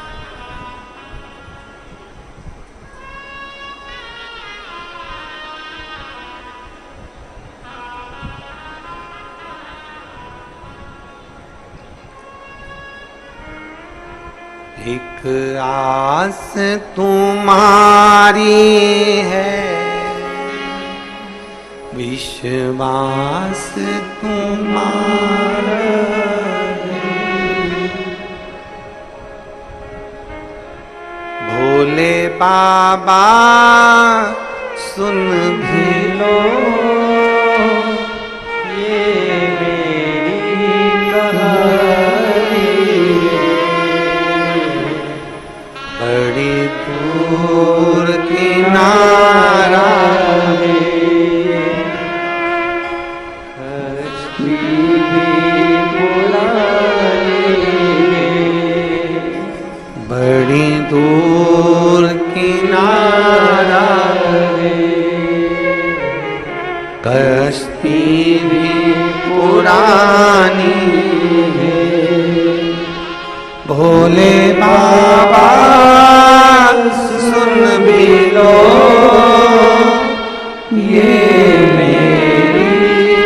सुहानी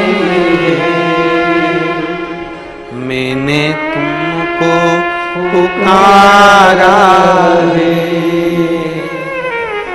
मैंने तुमको पुकारा है, भोले बाबा सुन भी लो ये मेरी आवाज़। घर में टीवीओं पर अगर कथा आए तो भले सुनो चाहे नहीं सुनो, 5-10 मिनट उस टीवी को चालू कर छोड़ा करो, जिससे वो शिव महापुराण के शब्द हमारे घर के वातावरण को शुद्ध करें, हमारे घर के वातावरण को शुद्ध करें।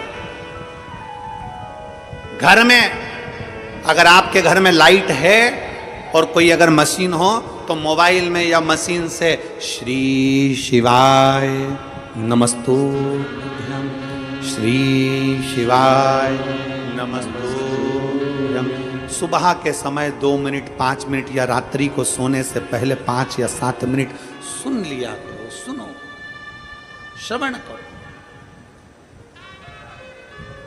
उतारो उसको।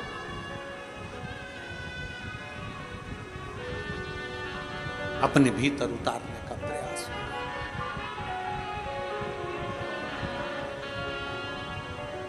एक पत्र है,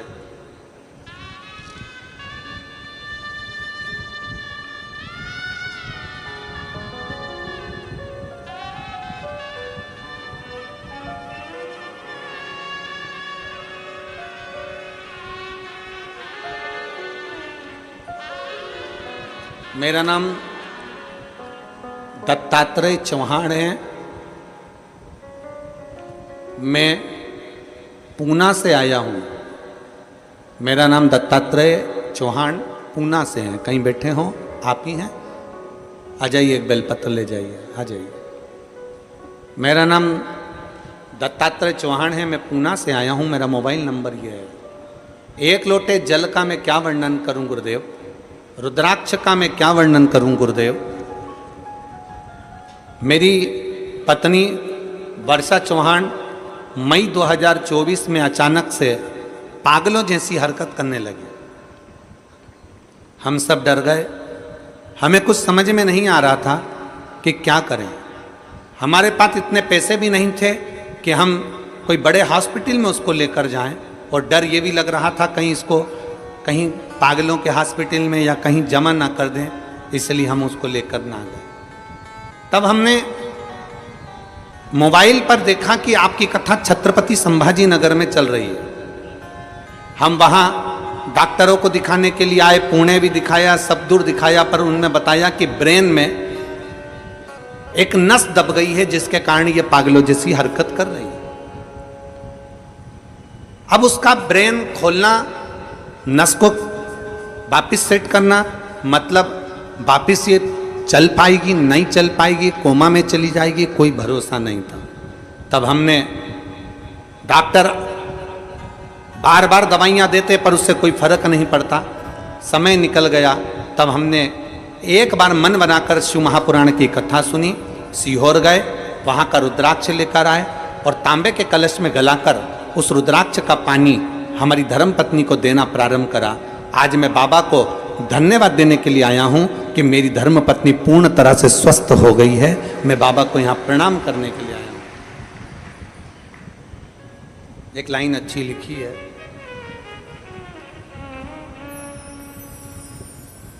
मुझे मेरे बाबा ने बहुत दे दिया है, तेरा शुक्रिया है, तेरा शुक्रिया है। मुझे भोले बाबा ने बहुत दे दिया है, तेरा शुक्रिया है, तेरा शुक्रिया है। ये जायदाद दी है, औलाद दी है, मुसीबत में हर वक्त इमदाद दी है, तेरा ही दिया मैंने खाया पिया तेरा शुक्रिया है, तेरा शुक्रिया है।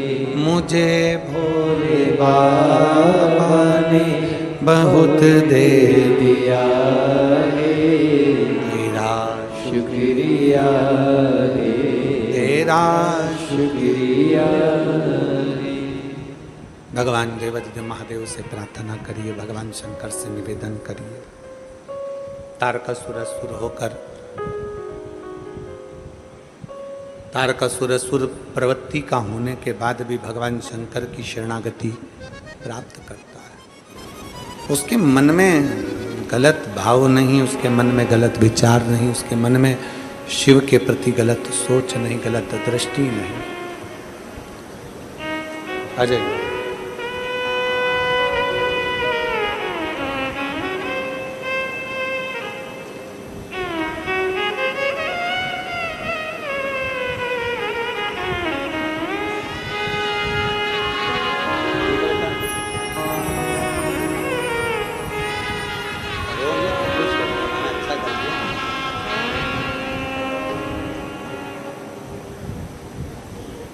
शिव तत्व की प्राप्ति हो।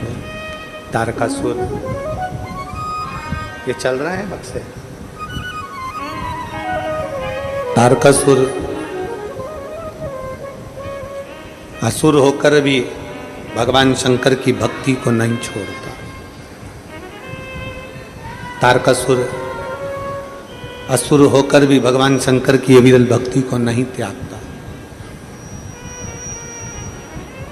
शिव भक्ति में रमा हुआ है, शिव भक्ति में लगा हुआ है, शिव भक्ति में तल्लीन है। शंकर का कोई द्रोही नहीं, शिव का कोई दुश्मन नहीं।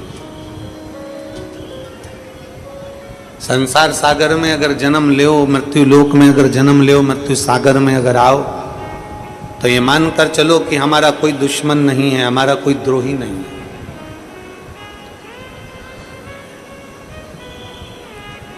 हम अगर दूसरे के प्रति समर्पण का भाव रखते हैं तो जरूर हमारे लिए भी हमारा भोलेनाथ कुछ ना कुछ अच्छा सोच कर रखता है। हमारा शंकर हमारे लिए कभी गलत नहीं कर सकता। हमारा शिव हमारे लिए कभी गलत नहीं करेगा।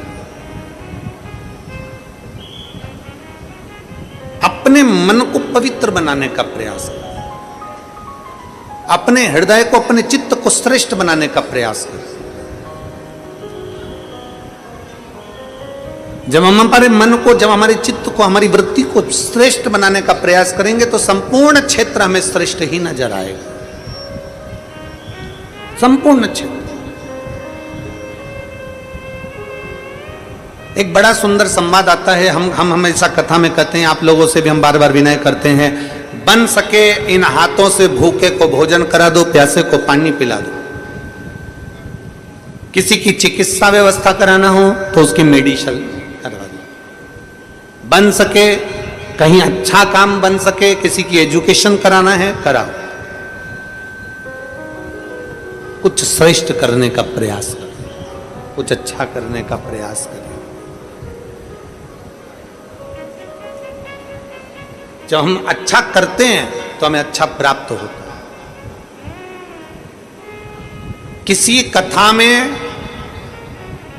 कोई व्यासपीठ पर महाराज ये नहीं बोलेगा कि अपने साथ आना तो 2 पानी की बोतल लाना। सुना है किसी की कथा में कभी तुम लोगों ने? जम के बोलो जरा, जम के। सुना है कभी?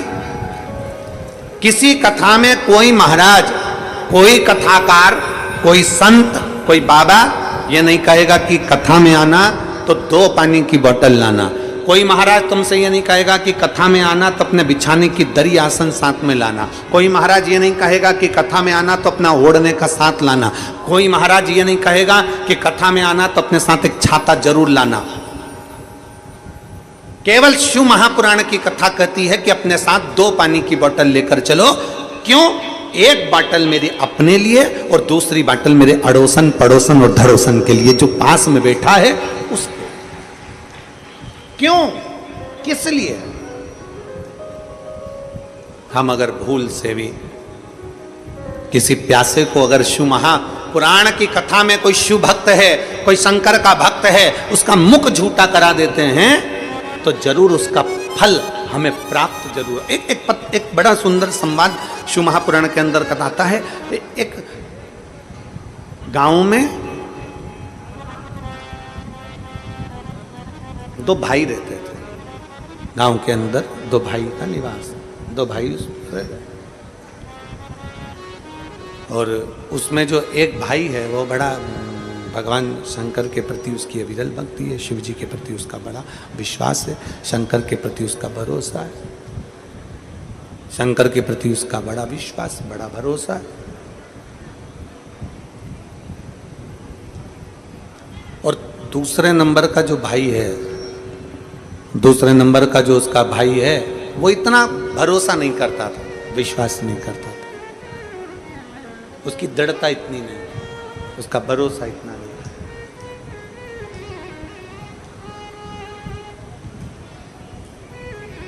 दोनों भाई खेती करते और गन्ने की फसल लेते। गन्ना जानते हो? अरे बोलो तो जम के, जानते हो ना गन्ना? यहाँ और कुछ बोलते हो तो बात दूसरी है। शुगर, चीनी का जो ईख भी कई लोग बोल देते हैं उसको, ईख, गन्ना। दोनों भाई गन्ना लगाते, गन्ने की फसल लेते और गन्ने की फसल लेकर उसका आधा गन्ना तो वो शुगर मिल में भेज देते, शुगर फैक्ट्री में, और आधा गन्ना उसका जो है वो गुड़ बनाने में काम में ले लेते। दोनों भाई। समय निकलता गया, निकलता गया, निकलता गया, और दोनों भाई खूब अच्छे से अपना जीवन जी रहे, खूब अच्छे से अपने जीवन का यापन कर रहे। दोनों भाई खूब अच्छे से अपनी जिंदगी जी रहे। दोनों भाई अपने जीवन को, अपनी जिंदगी को बहुत श्रेष्ठता में जी रहे, बहुत श्रेष्ठ।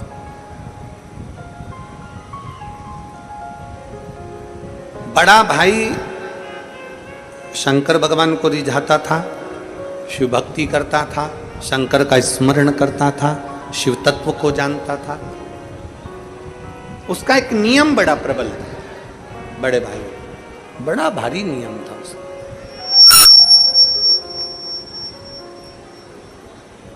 उसके दरवाजे पर अगर कोई भूलवश शिव भक्त आ जाता, उसके दरवाजे पर कोई शंकर का भक्त पहुंच जाता, उसके दरवाजे पर अगर कोई शिव भक्त आ जाता, तो वो उसको बिना गन्ने का रस पिलाए भेजता ही नहीं था।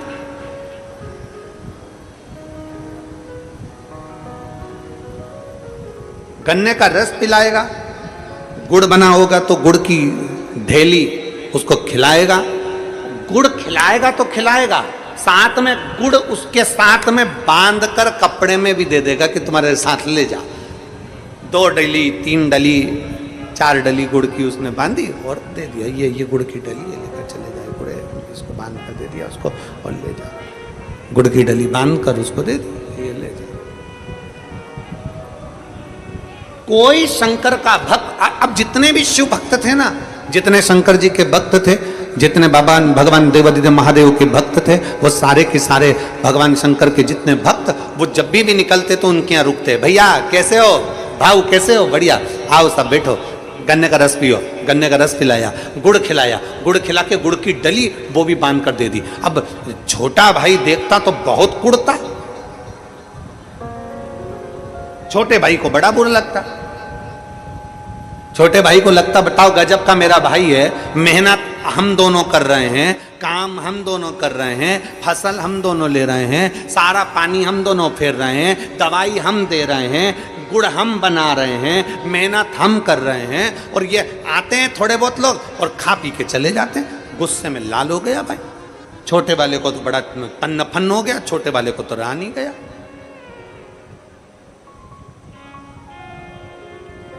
छोटे वाले से रह नहीं जाता, छोटे वाला तन्नोपन्न करता। उसके मन में आया कि ये सब भैया कब तक खिलाते रहेंगे, भैया कब तक देते रहेंगे।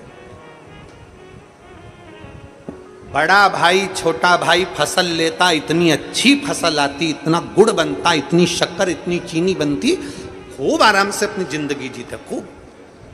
एक दिन छोटे भाई को लगा कि मेरा शंकर जी का भगत भैया ये शंकर जी के मंदिर में जाए तो शंकर जी के मंदिर में गुड़ चढ़ा करा जाए, ये शंकर जी के मंदिर जाए तो गन्ने का रस चढ़ा करा जाए, ये शंकर जी के भगत होना है तो खूब खिलाए पिलाए। अब एक काम करता हूं, अब की बार फसल लेंगे, तैयारी पूरी कर लेंगे, फसल आएगी तो मैं मेरे भैया को तीर्थ भेज दूंगा। फसल का जब आने का समय होता है ना, तभी ये शंकर के भगत होना जाते हैं। कितना सारा गुड़ दे देना पड़ता है, कितना सारा गन्ने का रस दे देना पड़ता है। अब की बार भैया को तीर्थ भेज दूंगा।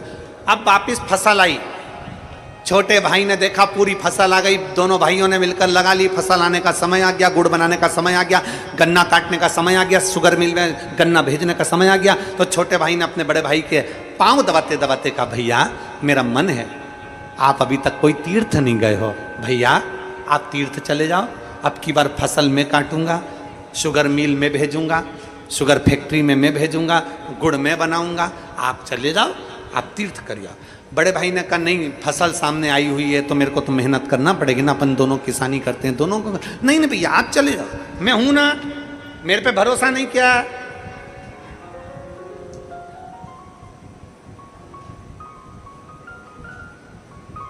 मुझ पे भरोसा नहीं किया,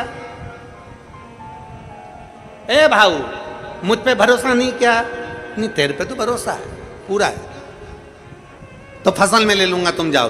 बड़े भाई ने सोचा ले लेगा ना बेटा, सब अच्छे से कर लेना, हो आराम से रहना, खूब आराम से सेवा करना, ठीक है भैया जाओ। अब बड़ा भाई तो चले गया तीर्थ। छोटे भाई ने मन में सोचा अब आओ तुम गन्ने का रस पीने, अब आओ तुम गुड़ खाने। अब जितने शंकर के भक्त थे, शिव जी के भक्त थे, उनको मालूम पड़ गया, उनके पास सूचना पहुंच गई कि बड़ा भाई तो तीर्थ चले गया, छोटा है। तो इन सबको मालूम था वो छोटा एक चुल्लू भर के गन्ना का रस नहीं पिलाएगा, सबको मालूम था, एक नहीं गया।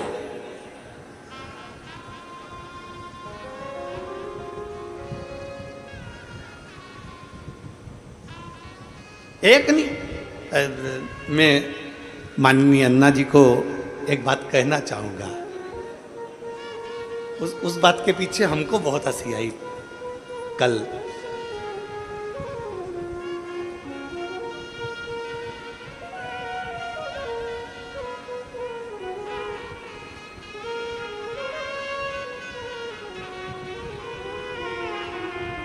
क्या हुआ, रात्रि को 2 दिन हमारा मिलने का रहता है और उसमें मिलने वाले बहुत सारे पहुंच गए। अब इतने सारों से मिलना तो बड़ा मुश्किल था।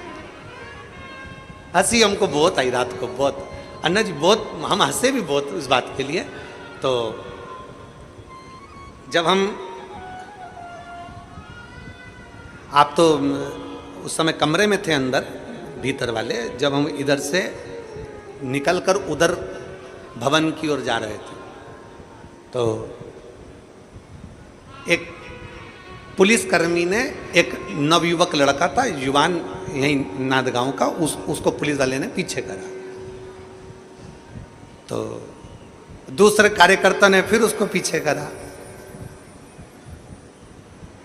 तो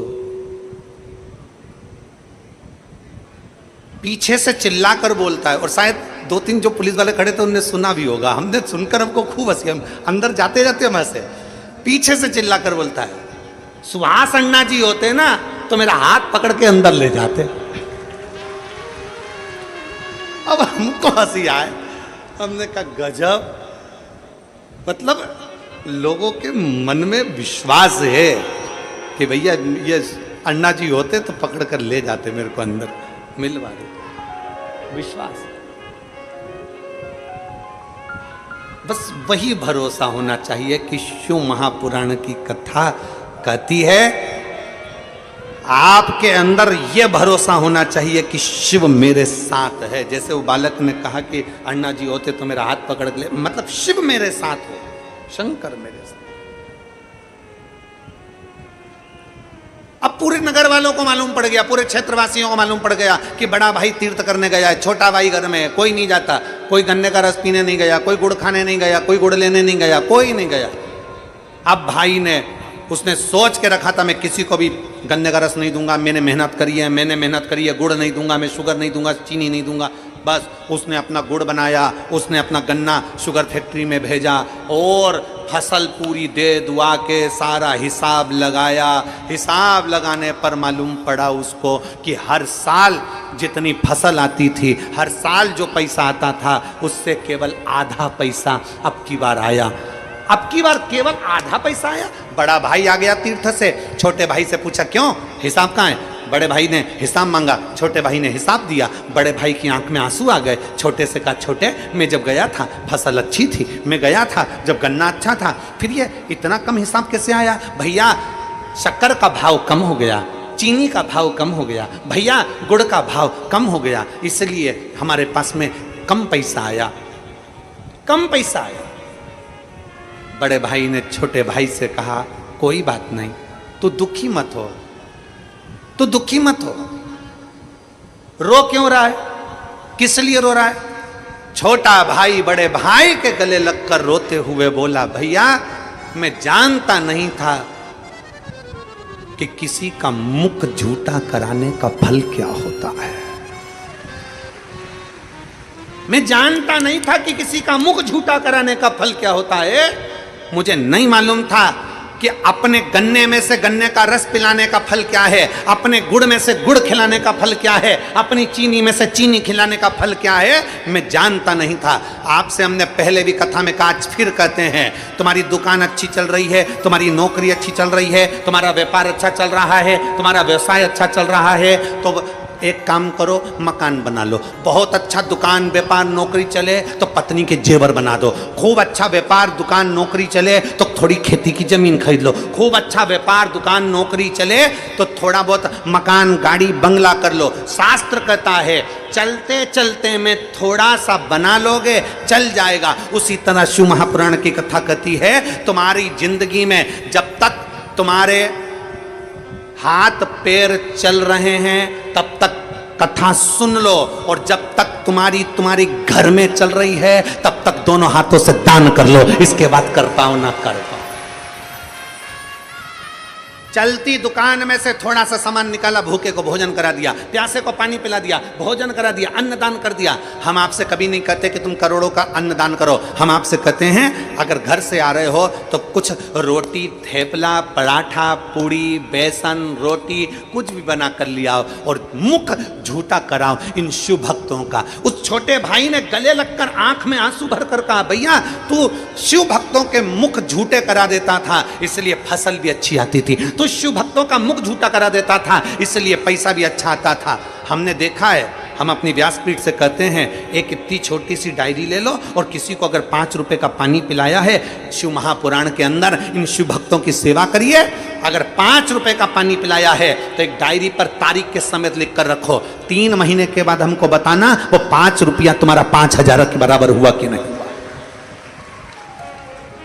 मेरा ओघड़ बाबा, मेरा ओघड़दानी, मेरा शंकर, मेरा त्रिकालदर्शी, मेरा कैलाशी अविनाशी शिव जितना शिव महापुराण की कथा में लगा लेता है उससे लाख गुना मेरा कुबेर भंडारी वापिस चुका देता है, वापिस दे देता है।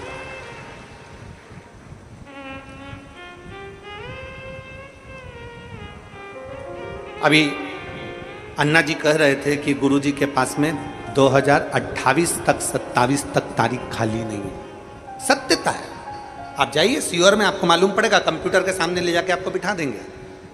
आप जाओ और लैपटॉप पर बैठ जाओ, कंप्यूटर पर देख लो, लिस्ट निकाल लो, आपको मालूम पड़ जाएगा तारीख खाली नहीं मिलेगी। क्यों नहीं मिलेगी?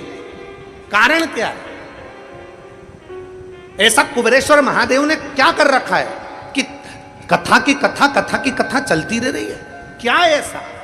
उसका कारण केवल एक है, मेरा कुबेर भंडारी की कथा, मेरे कुबेरेश्वर महादेव की कथा जो एक बार करा लेता है 2-4 महीने में वो सीहोर वापिस पहुंच जाता है और कह देता है अगली तारीख फिर लिख दीजिए क्योंकि मेरा कुबेर भंडारी वापिस इतनी वैभव सत्ता धन यश प्रदान कर देता है। मेरा कुबेर भंडारी वापिस इतना दे देता है कि अगली कथा की तारीख फिर लिखवा कर जाते हैं, अगली तारीख वापिस दो, अगली तारीख वापिस दो, फिर तारीख वहां पर लिखा के जाएगा 25 में दो, 26 में दो, 27 में दो, तुम्हारी मर्जी पड़े तब दो, पर तारीख लिखो, हमारी तारीख लिखो।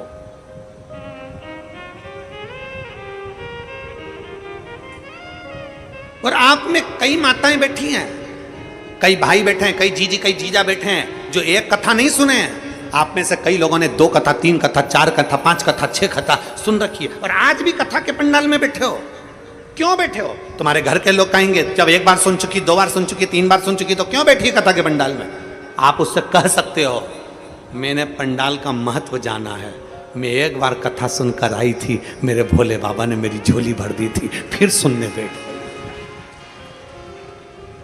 कथा सुनने फिर बैठ गई हूं, मेरा शंभु क्या देगा, शंकर क्या देगा, ये वो जानता है, मैं जानती हूं वो शिव, वो शंकर, वो घड़ी, वो शंभु। किसी शिव भक्त का मुख झूठा कराने पर, किसी शंकर के भक्त को शिव महापुराण के अंतर्गत आने वाले शिव भक्त के लिए समर्पण का भाव रखने का फल क्या, उसका फल क्या?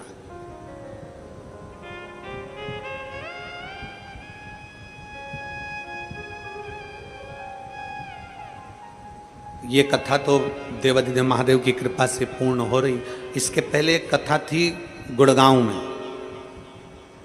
गुरुग्राम हरियाणा में। श्री वर्धन जी यादव जी ने वो कथा कराई थी,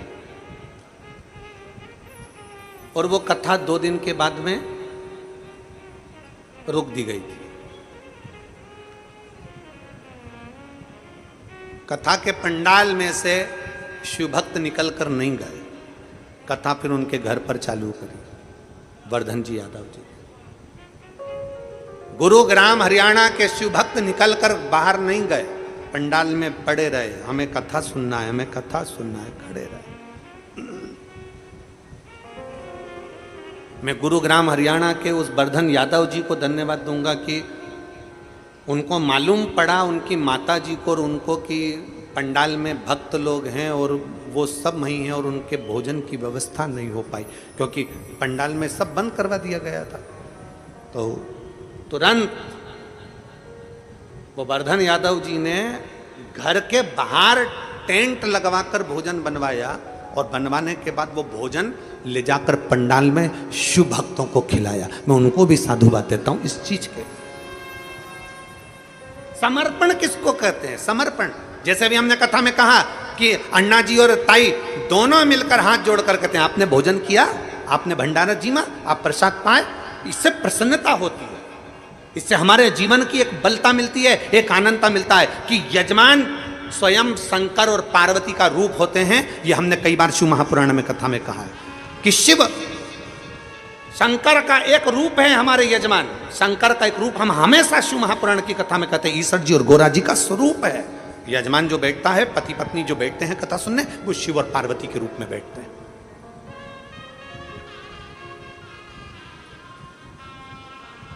इसीलिए हम कथा में बार बार कहते हैं, शिव महापुराण की कथा में जब भी पति पत्नी यजमान के रूप में बैठे ना, खूब सज धज के बैठो, खूब जोर सार, खूब बंठन के बैठो। बच्चों की शादी में जितना सुंदर श्रृंगार करके बैठते हो, उतना दुगना श्रृंगार शंकर की कथा में बैठकर करना चाहिए। ईश्वर जी गोरा जी मने, मेरे शंकर भगवान जब शादी करने गए थे तो सुंदर श्रृंगार नहीं किया था। मेरे शंकर भगवान सजे नहीं थे, विवाह करने गए थे जब। पर मेरे शंकर भगवान जब कथा सुनने के लिए, शिव पुराण की कथा सुनने तुमरुका जी के मुख से चंचुला देवी के पति बिंदु के लिए जब कथा सुनने के लिए गए थे, तब मेरे शंकर भगवान ने श्रृंगार करा था। माता पार्वती ने 16 श्रृंगार करा था, और दोनों सज धज कर कथा के पंडाल में पहुंचे थे। भगवान का वो स्वरूप आज भी पूरे भारत में पूजाता है, ईश्वर जी और गोरा जी के रूप में। आज भी लोग पूछते हैं गणा और गोर के रूप में, गणगोर के रूप में।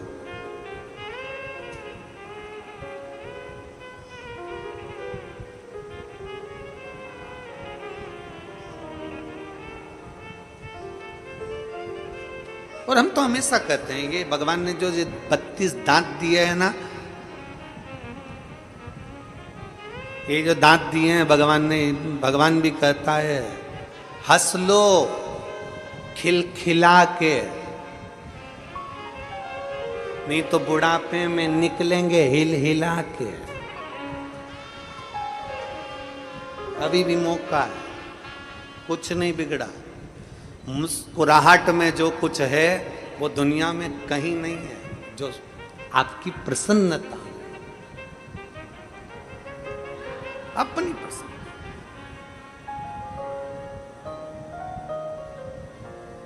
प्रसन्नता में, आनंदता में।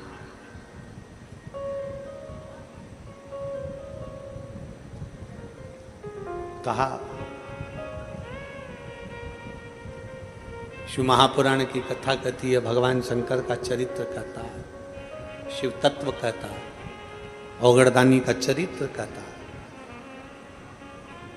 मुख झूठा करा देने पर भी फल की प्राप्ति है। शिव महापुराण का रिश्ता बड़ा सबसे प्रबल रिश्ता है शंकर का। शिव महापुराण का रिश्ता के बराबर कोई रिश्ता नहीं है। घर में तो आपको मालूम है कि ये मेरा भाई है, घर में आपको मालूम है कि ये मेरी बहन है, घर में आपको मालूम है ये मेरे नातेदार, ये मेरे रिश्तेदार हैं। शिव महापुराण की कथा में यहाँ जितने पंडाल में बैठे हो, तुम्हारे आसपास में जो माताएं बैठी है, तुमको नहीं मालूम कि ये तुम्हारी बहन है, कि तुम्हारी काकी है, कि तुम्हारे रिश्तेदार हैं, कि तुम्हारे नातेदार हैं। पर 7 दिन कथा में उसके पास बैठ कर ऐसा रिश्ता बन जाता है कि घर के रिश्ते पीछे रह जाते हैं और शिव पुराण का रिश्ता अलग चल जाता है। ये शंकर का रिश्ता है, ये शिव तत्व का रिश्ता है, ये शिव महापुराण का रिश्ता है। इसीलिए शिव महापुराण की कथा कहती है, हमारा भगवान की कथा में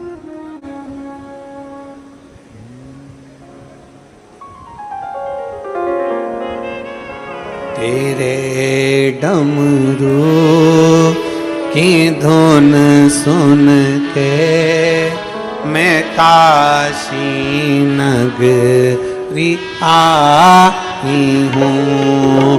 तेरे डमरू की धुन सुन के मैं काशी नगरी आई हूँ। तेरे डमरू की धुन सुन के मैं काशी नगरी आई हूँ। तेरे डमरू सब गाइए। आज कथा का विराम दिवस है, बड़े प्रेम से। मैं काशी नगरी आई हूँ, मैं काशी नगरी आई हूँ। मैं काशी नगरी आई हूँ, मैं काशी नगरी आई हूँ।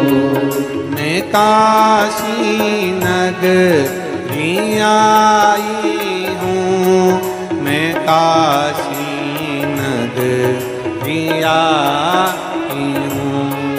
मैं काशी नगरी आई हूँ, मैं काशी नगरी आई हूँ। रे भोले ओ बम भोले, मैं काशी नगरी आई हूँ। मेरे भोले ओ बम भोले, मैं काशी नगरी आई हूँ।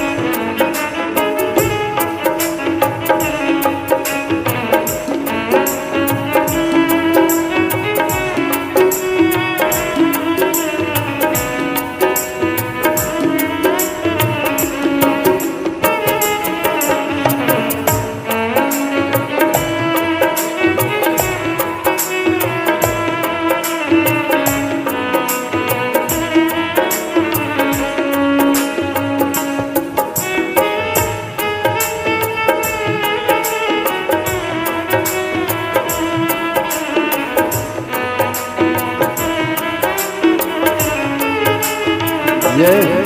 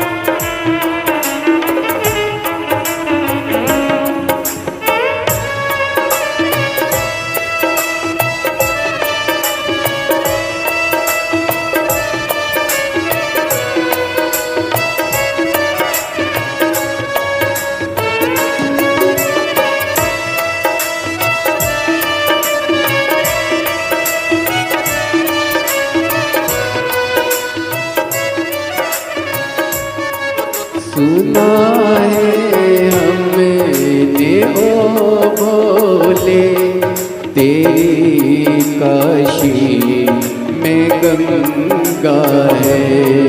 सुना है हमने ओ भोले तेरी काशी में गंगा है।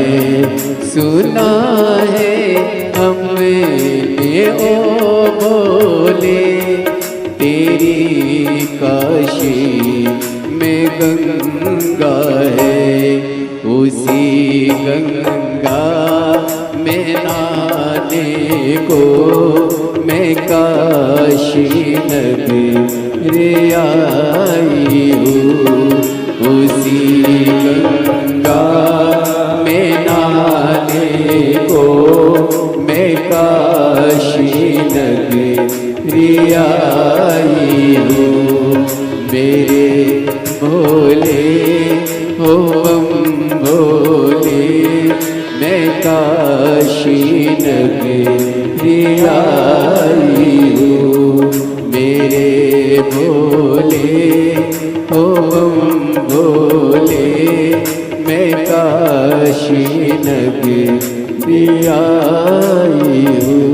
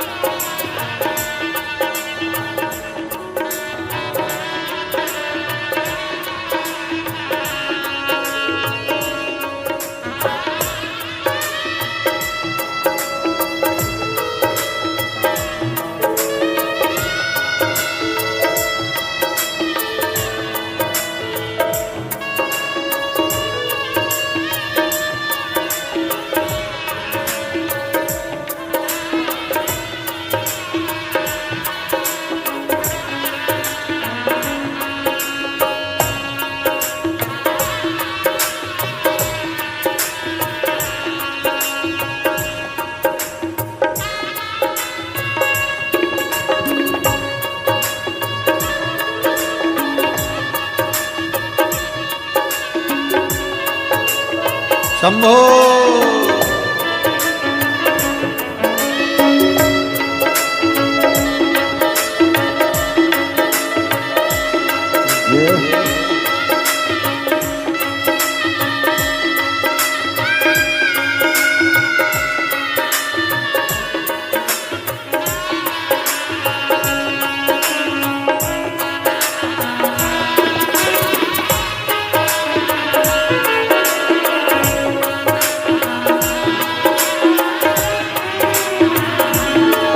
सुना है हमने हमने ओ भोले तेरी काशी में गौरा है सुना है हमने ओ भोले तेरी काशी में गौरा है सुना है हमने ओ भोले तेरी काशी में गौरा है उसी गौरा को पाने को मैं काशी नगरी आई हूँ। उसी गौरा को पाने को मैं काशी नगरी आई हूँ। तेरे डमरू की धुन सुन के मैं काशी नगरी आई हूँ।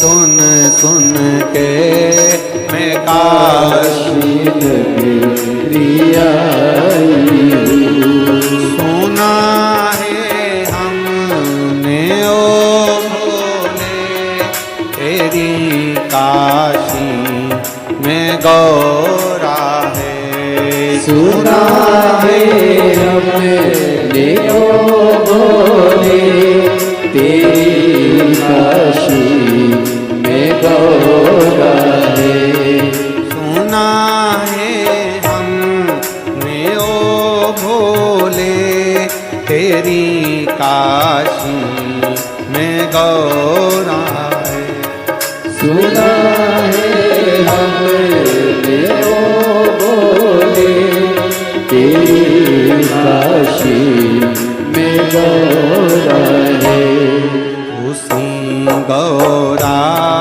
को पाने को मैं काशी नगरी आई हूँ। उसी गौरा को पाने को मैं काशी नगरी आई हूँ। भोले ओ बम भोले मैं काशी नगरी आई हूँ।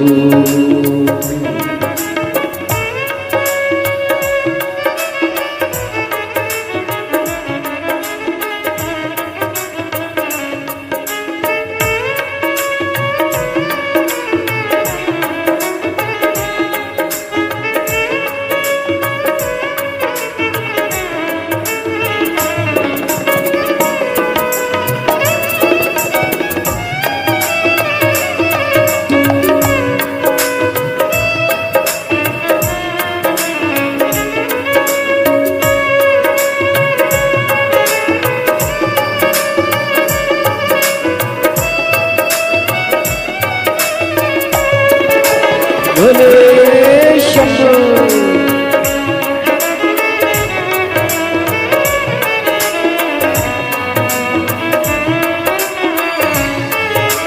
जय हो।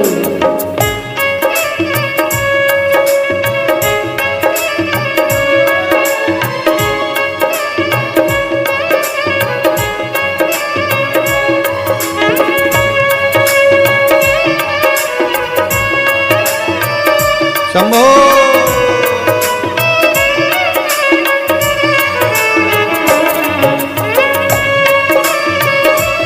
बड़े भाव से दोनों हाथों से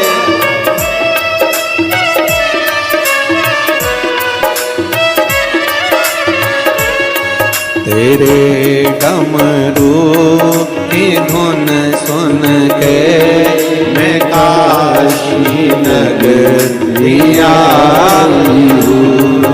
तेरे डमरू की धुन सुन के मैं काशी नगरी आई। हार हार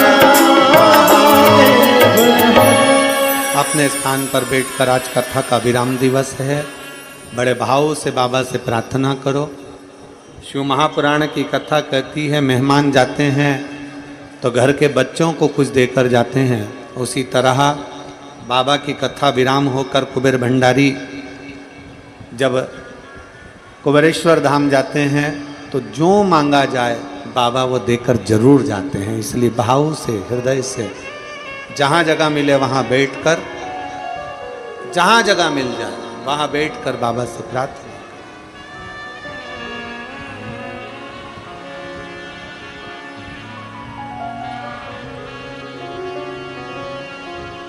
श्री शिवाय नमस्तु श्री शिवाय नमस्तु श्री शिवाय नमस्तु श्री शिवाय नमस्तु श्री शिवाय नमस्तु। भोला सब दुख काटो हमारा, ओ भोला सब दुख काटो हमारा। शिव शंकर जपूं तेरी माला, भोले बाबा जपूं तेरी माला। भोला सब दुख काटो हमारा, ओ भोला सब दुख काटो हमारा। वेश है मंगल मंगलकारी, वेश है मंगल मंगलकारी। शमशान वासी हमारा, शमशान वासी हमारा। ओ भोला सब दुख काटो हमारा, ओ भोला सब दुख काटो हमारा। भगवान देवाधिदेव महादेव का चरित्र कह रहा है। शिव महापुराण की कथा वर्णन कर रही है।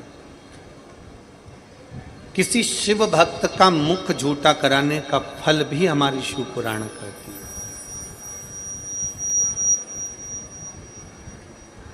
तारकासुर के प्राण हरने का जब समय आया तो षडानंद कार्तिकेय जी से माता पार्वती जी ने कहा कि इसके हृदय में शिव बसे।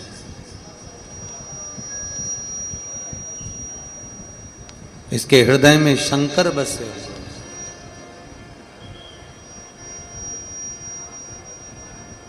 जिसके दिल में शिव है, जिसके हृदय में शिव है, जिसके हृदय में शंकर है, जिसके हृदय में शिव तत्व विराजमान है,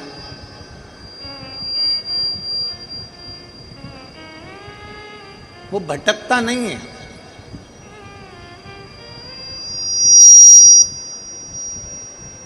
हमने पहले भी कथा में कहा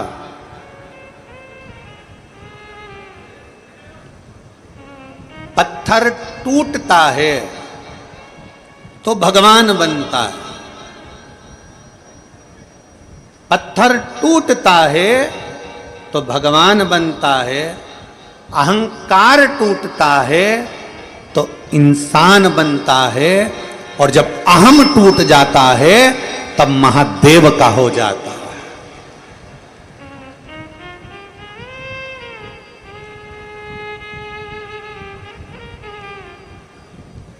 अगर दिल में, हृदय में शिव बसा है, शंकर अगर बसा है तो शिव। एक पत्र है, बड़ा सुंदर है, देखिए।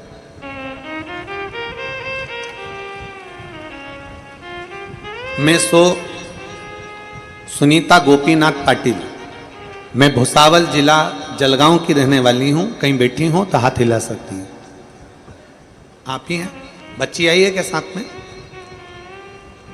आ जाओ, बेलपत्र ले जाना चाहिए। मैं सुनीता गोपीनाथ पाटिल, भुसावल जिला जलगांव की रहने वाली हूं गुरुदेव। मेरा मोबाइल नंबर ये है। मेरी बेटी कार्तिकी गोपीनाथ पाटिल 7 से 8 साल की थी, तब मेरे बेटी के आंख के नीचे एक सफ़ेद दाग आ गया था। उसके आंख के नीचे सफ़ेद दाग आने लगा। बाद में उसे कान और सर के ऊपर दाग आने लगे। मैंने भुसावल के सभी डॉक्टरों को दिखाया, उन्होंने ये सफ़ेद दाग ही है उसे कह दिया। मैं बहुत परेशान हो गई।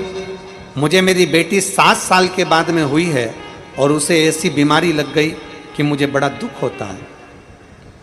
कहाँ भी जाती थी तो लोग पूछते थे कि ऐसा क्या हुआ। मेरी बेटी को कहीं सफ़ेद दाग लगने लगे और मेरी बेटी का शरीर सफ़ेद पड़ने लगा। समझ में नहीं आता, वह छोटी थी तो मैं कैसे उसको कहाँ लेकर जाऊँ, डॉक्टरों का इलाज कराऊँ, और बढ़ता जा रहा। अब करूँ तो करूँ क्या। गुरुदेव, मैं आपको धन्यवाद देती हूँ। एक दिन मेरी छोटी बहन ने मुझे बताया कि आस्था चैनल पर पंडित प्रदीप मिश्रा कथा करते हैं, वो सुनती है क्या। मैंने 2022 से आपकी कथा सुनना प्रारंभ करी, रोज मंदिर जाने लगी। मेरी बेटी को भी रोज मंदिर ले जाने लगी। आपने अशोक सुंदरी वाला उपाय बताया था, वो हमने किया। शाम के समय मंदिर जाके लोटा भर जल समर्पित करके उसका थोड़ा सा जल घर लाकर मेरी बेटी को स्नान करवाया। एक दिन में मंदिर में बोली, है शंभो कुबेरेश्वर धाम वाले बाबा, ऐसी कृपा कर दे कुबेर भंडारी, मेरी बेटी को ठीक कर दे। गुरुदेव, मैं क्या वर्णन करूं। 4 दिन निकले थे और मेरे भाई ने कहा कि जीजी मैं कुबेरेश्वर धाम जा रहा हूं सीहोर, मैंने टिकट कराया है, क्या तू चल रही है। मेरे भाई ने मेरा भी टिकट करा लिया। मेरी बच्ची को लेकर मैं कुबेरेश्वर धाम पहुंच गई। उसके शरीर पर सफ़ेद सफ़ेद दाग पूरे होने लगे। मैं परेशान होकर क्या करती, आखिरी में मैंने कुबेर भंडारी के यहाँ ले गई और कुबेर भंडारी के ही उस पावन प्रांगण में सोते, कुबेर भंडारी का ही भोजन करते और कुबेर भंडारी को ही जल चढ़ाते। बाबा को जल चढ़ाकर बेटी को उसी जल में पूरे शरीर पर लगा देती। बेटी से कहती कि यहाँ पर झाड़ू लगा, पोछा लगा। यहाँ जब रोग में ग्रसित हो गया व्यक्ति और डॉक्टर ने कह दिया इसको कैंसर है या इसकी किडनी या इसका लीवर खराब हो गया है, डैमेज हो गया है, इसका डायलिसिस चालू होगा। अब वो डायलिसिस की तैयारी करे उससे पहले आप अरहर की पत्ती का जल शिव को समर्पित करना प्रारंभ कर दीजिए। डायलिसिस की जरूरत नहीं पड़ेगी, भगवान चाहेगा तो बचा लेगा। किडनी और लीवर काम करना प्रारंभ करेंगे। ये अभिषेक शिव महापुराण के तत्व हैं। सुख। तीसरा, जिस देवालय में दर्शन करने जा रहे हो, महाकाल गए हो, परली बैद्यनाथ आए हो, काशी जी गए हो, या आप जहां पर भी भीमा शंकर कृष्णेश्वर आदि जितने तीर्थादिक मंदिरों में शिवालय हैं, उन शिवालय में अगर दर्शन करने गए हो तो वहीं उसी शिवालय के पास में जो मंदिर हो, उस शिवालय के पास में जो हापसी, जो हैंडपंप, जो बावड़ी, जो कुआं, जो तालाब हो, वहां का जल लेकर भगवान शंकर को समर्पित कर देने से विद्वत्ता प्रबल हो जाती है। संबंध नहीं हो रहे हों, संबंध नहीं जम रहे हों, तो जहां शंकर का मंदिर हो उसके पास में कोई हापसी, कोई हैंडपंप, कोई कुआं, कोई बावड़ी, कोई तालाब हो तो 1 लोटा जल लेकर आधा शिव को चढ़ाकर आधा जल बेलपत्री के वृक्ष के नीचे से चढ़ा देने पर जिस संबंध के लिए चढ़ा रहे हो कि यहाँ संबंध होना चाहिए, वो संबंध जुड़ता है। संबंध होता है। एक पत्र था, अब यहां है कि वो कमरे में है, ध्यान आ रहा है,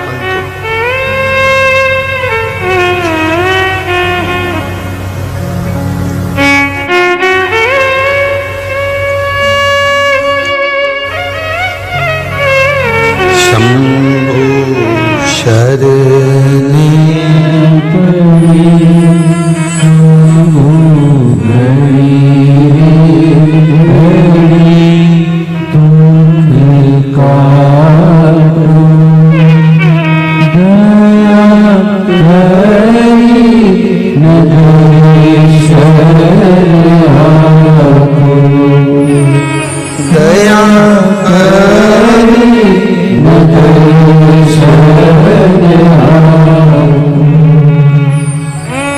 पत्र यहां तो नहीं दिख रहा है, पत्र आया है।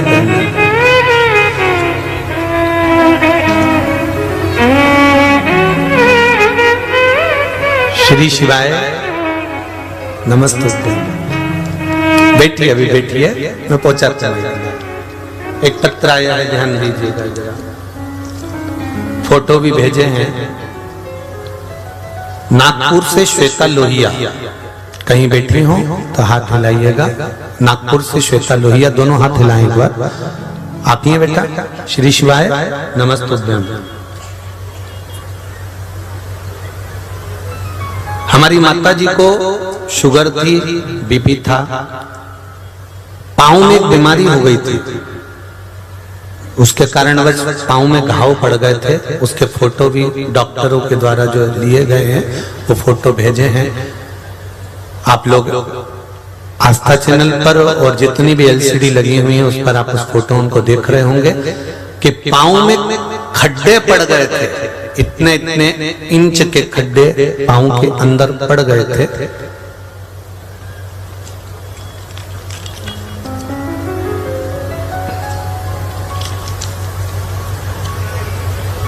डॉक्टर के पास गए तो डॉक्टर ने कहा कि ऑपरेशन होगा, इसके सिवा कोई चारा नहीं है। हमारे परिचित ने कहा कि आप एक काम करो, इनके ऑपरेशन कराने से अच्छा है, क्योंकि डॉक्टर बोल रहा था कि ऑपरेशन ऐसा हो सकता है कि पांव भी जा सकता है, क्योंकि घाव बहुत गहरे हो गए थे और शुगर भी थी, बीपी भी था।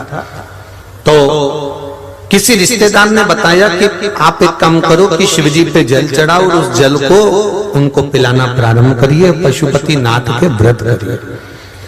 पशुपति नाथ आप व्रत तो करो, इसका रिजल्ट देखने को मिलेगा। तब हमने 5 सोमवार के व्रत किए और 5वें सोमवार को डॉक्टर के पास में हम अपॉइंटमेंट लिए, उनको दिखाने के लिए जा ही रहे थे। और बाबा की ऐसी कृपा हुई गुरुजी कि 5 सोमवार के अंदर उनके घाव भी भरा गए और वो चलना भी प्रारंभ कर दी। उनके घाव भरने का भी फोटो हम भेज रहे हैं। ये जो घाव भरे हैं उसके फोटो भी साइड में लगाए गए, जो घाव भर गए उसके भी फोटो लगाए।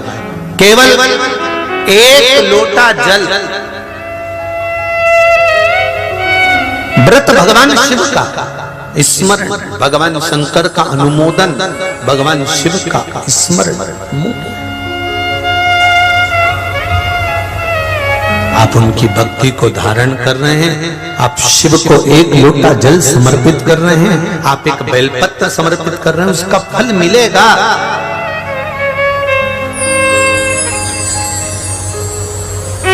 प्राप्त जरूर होगा, वो खाली नहीं जा सकता।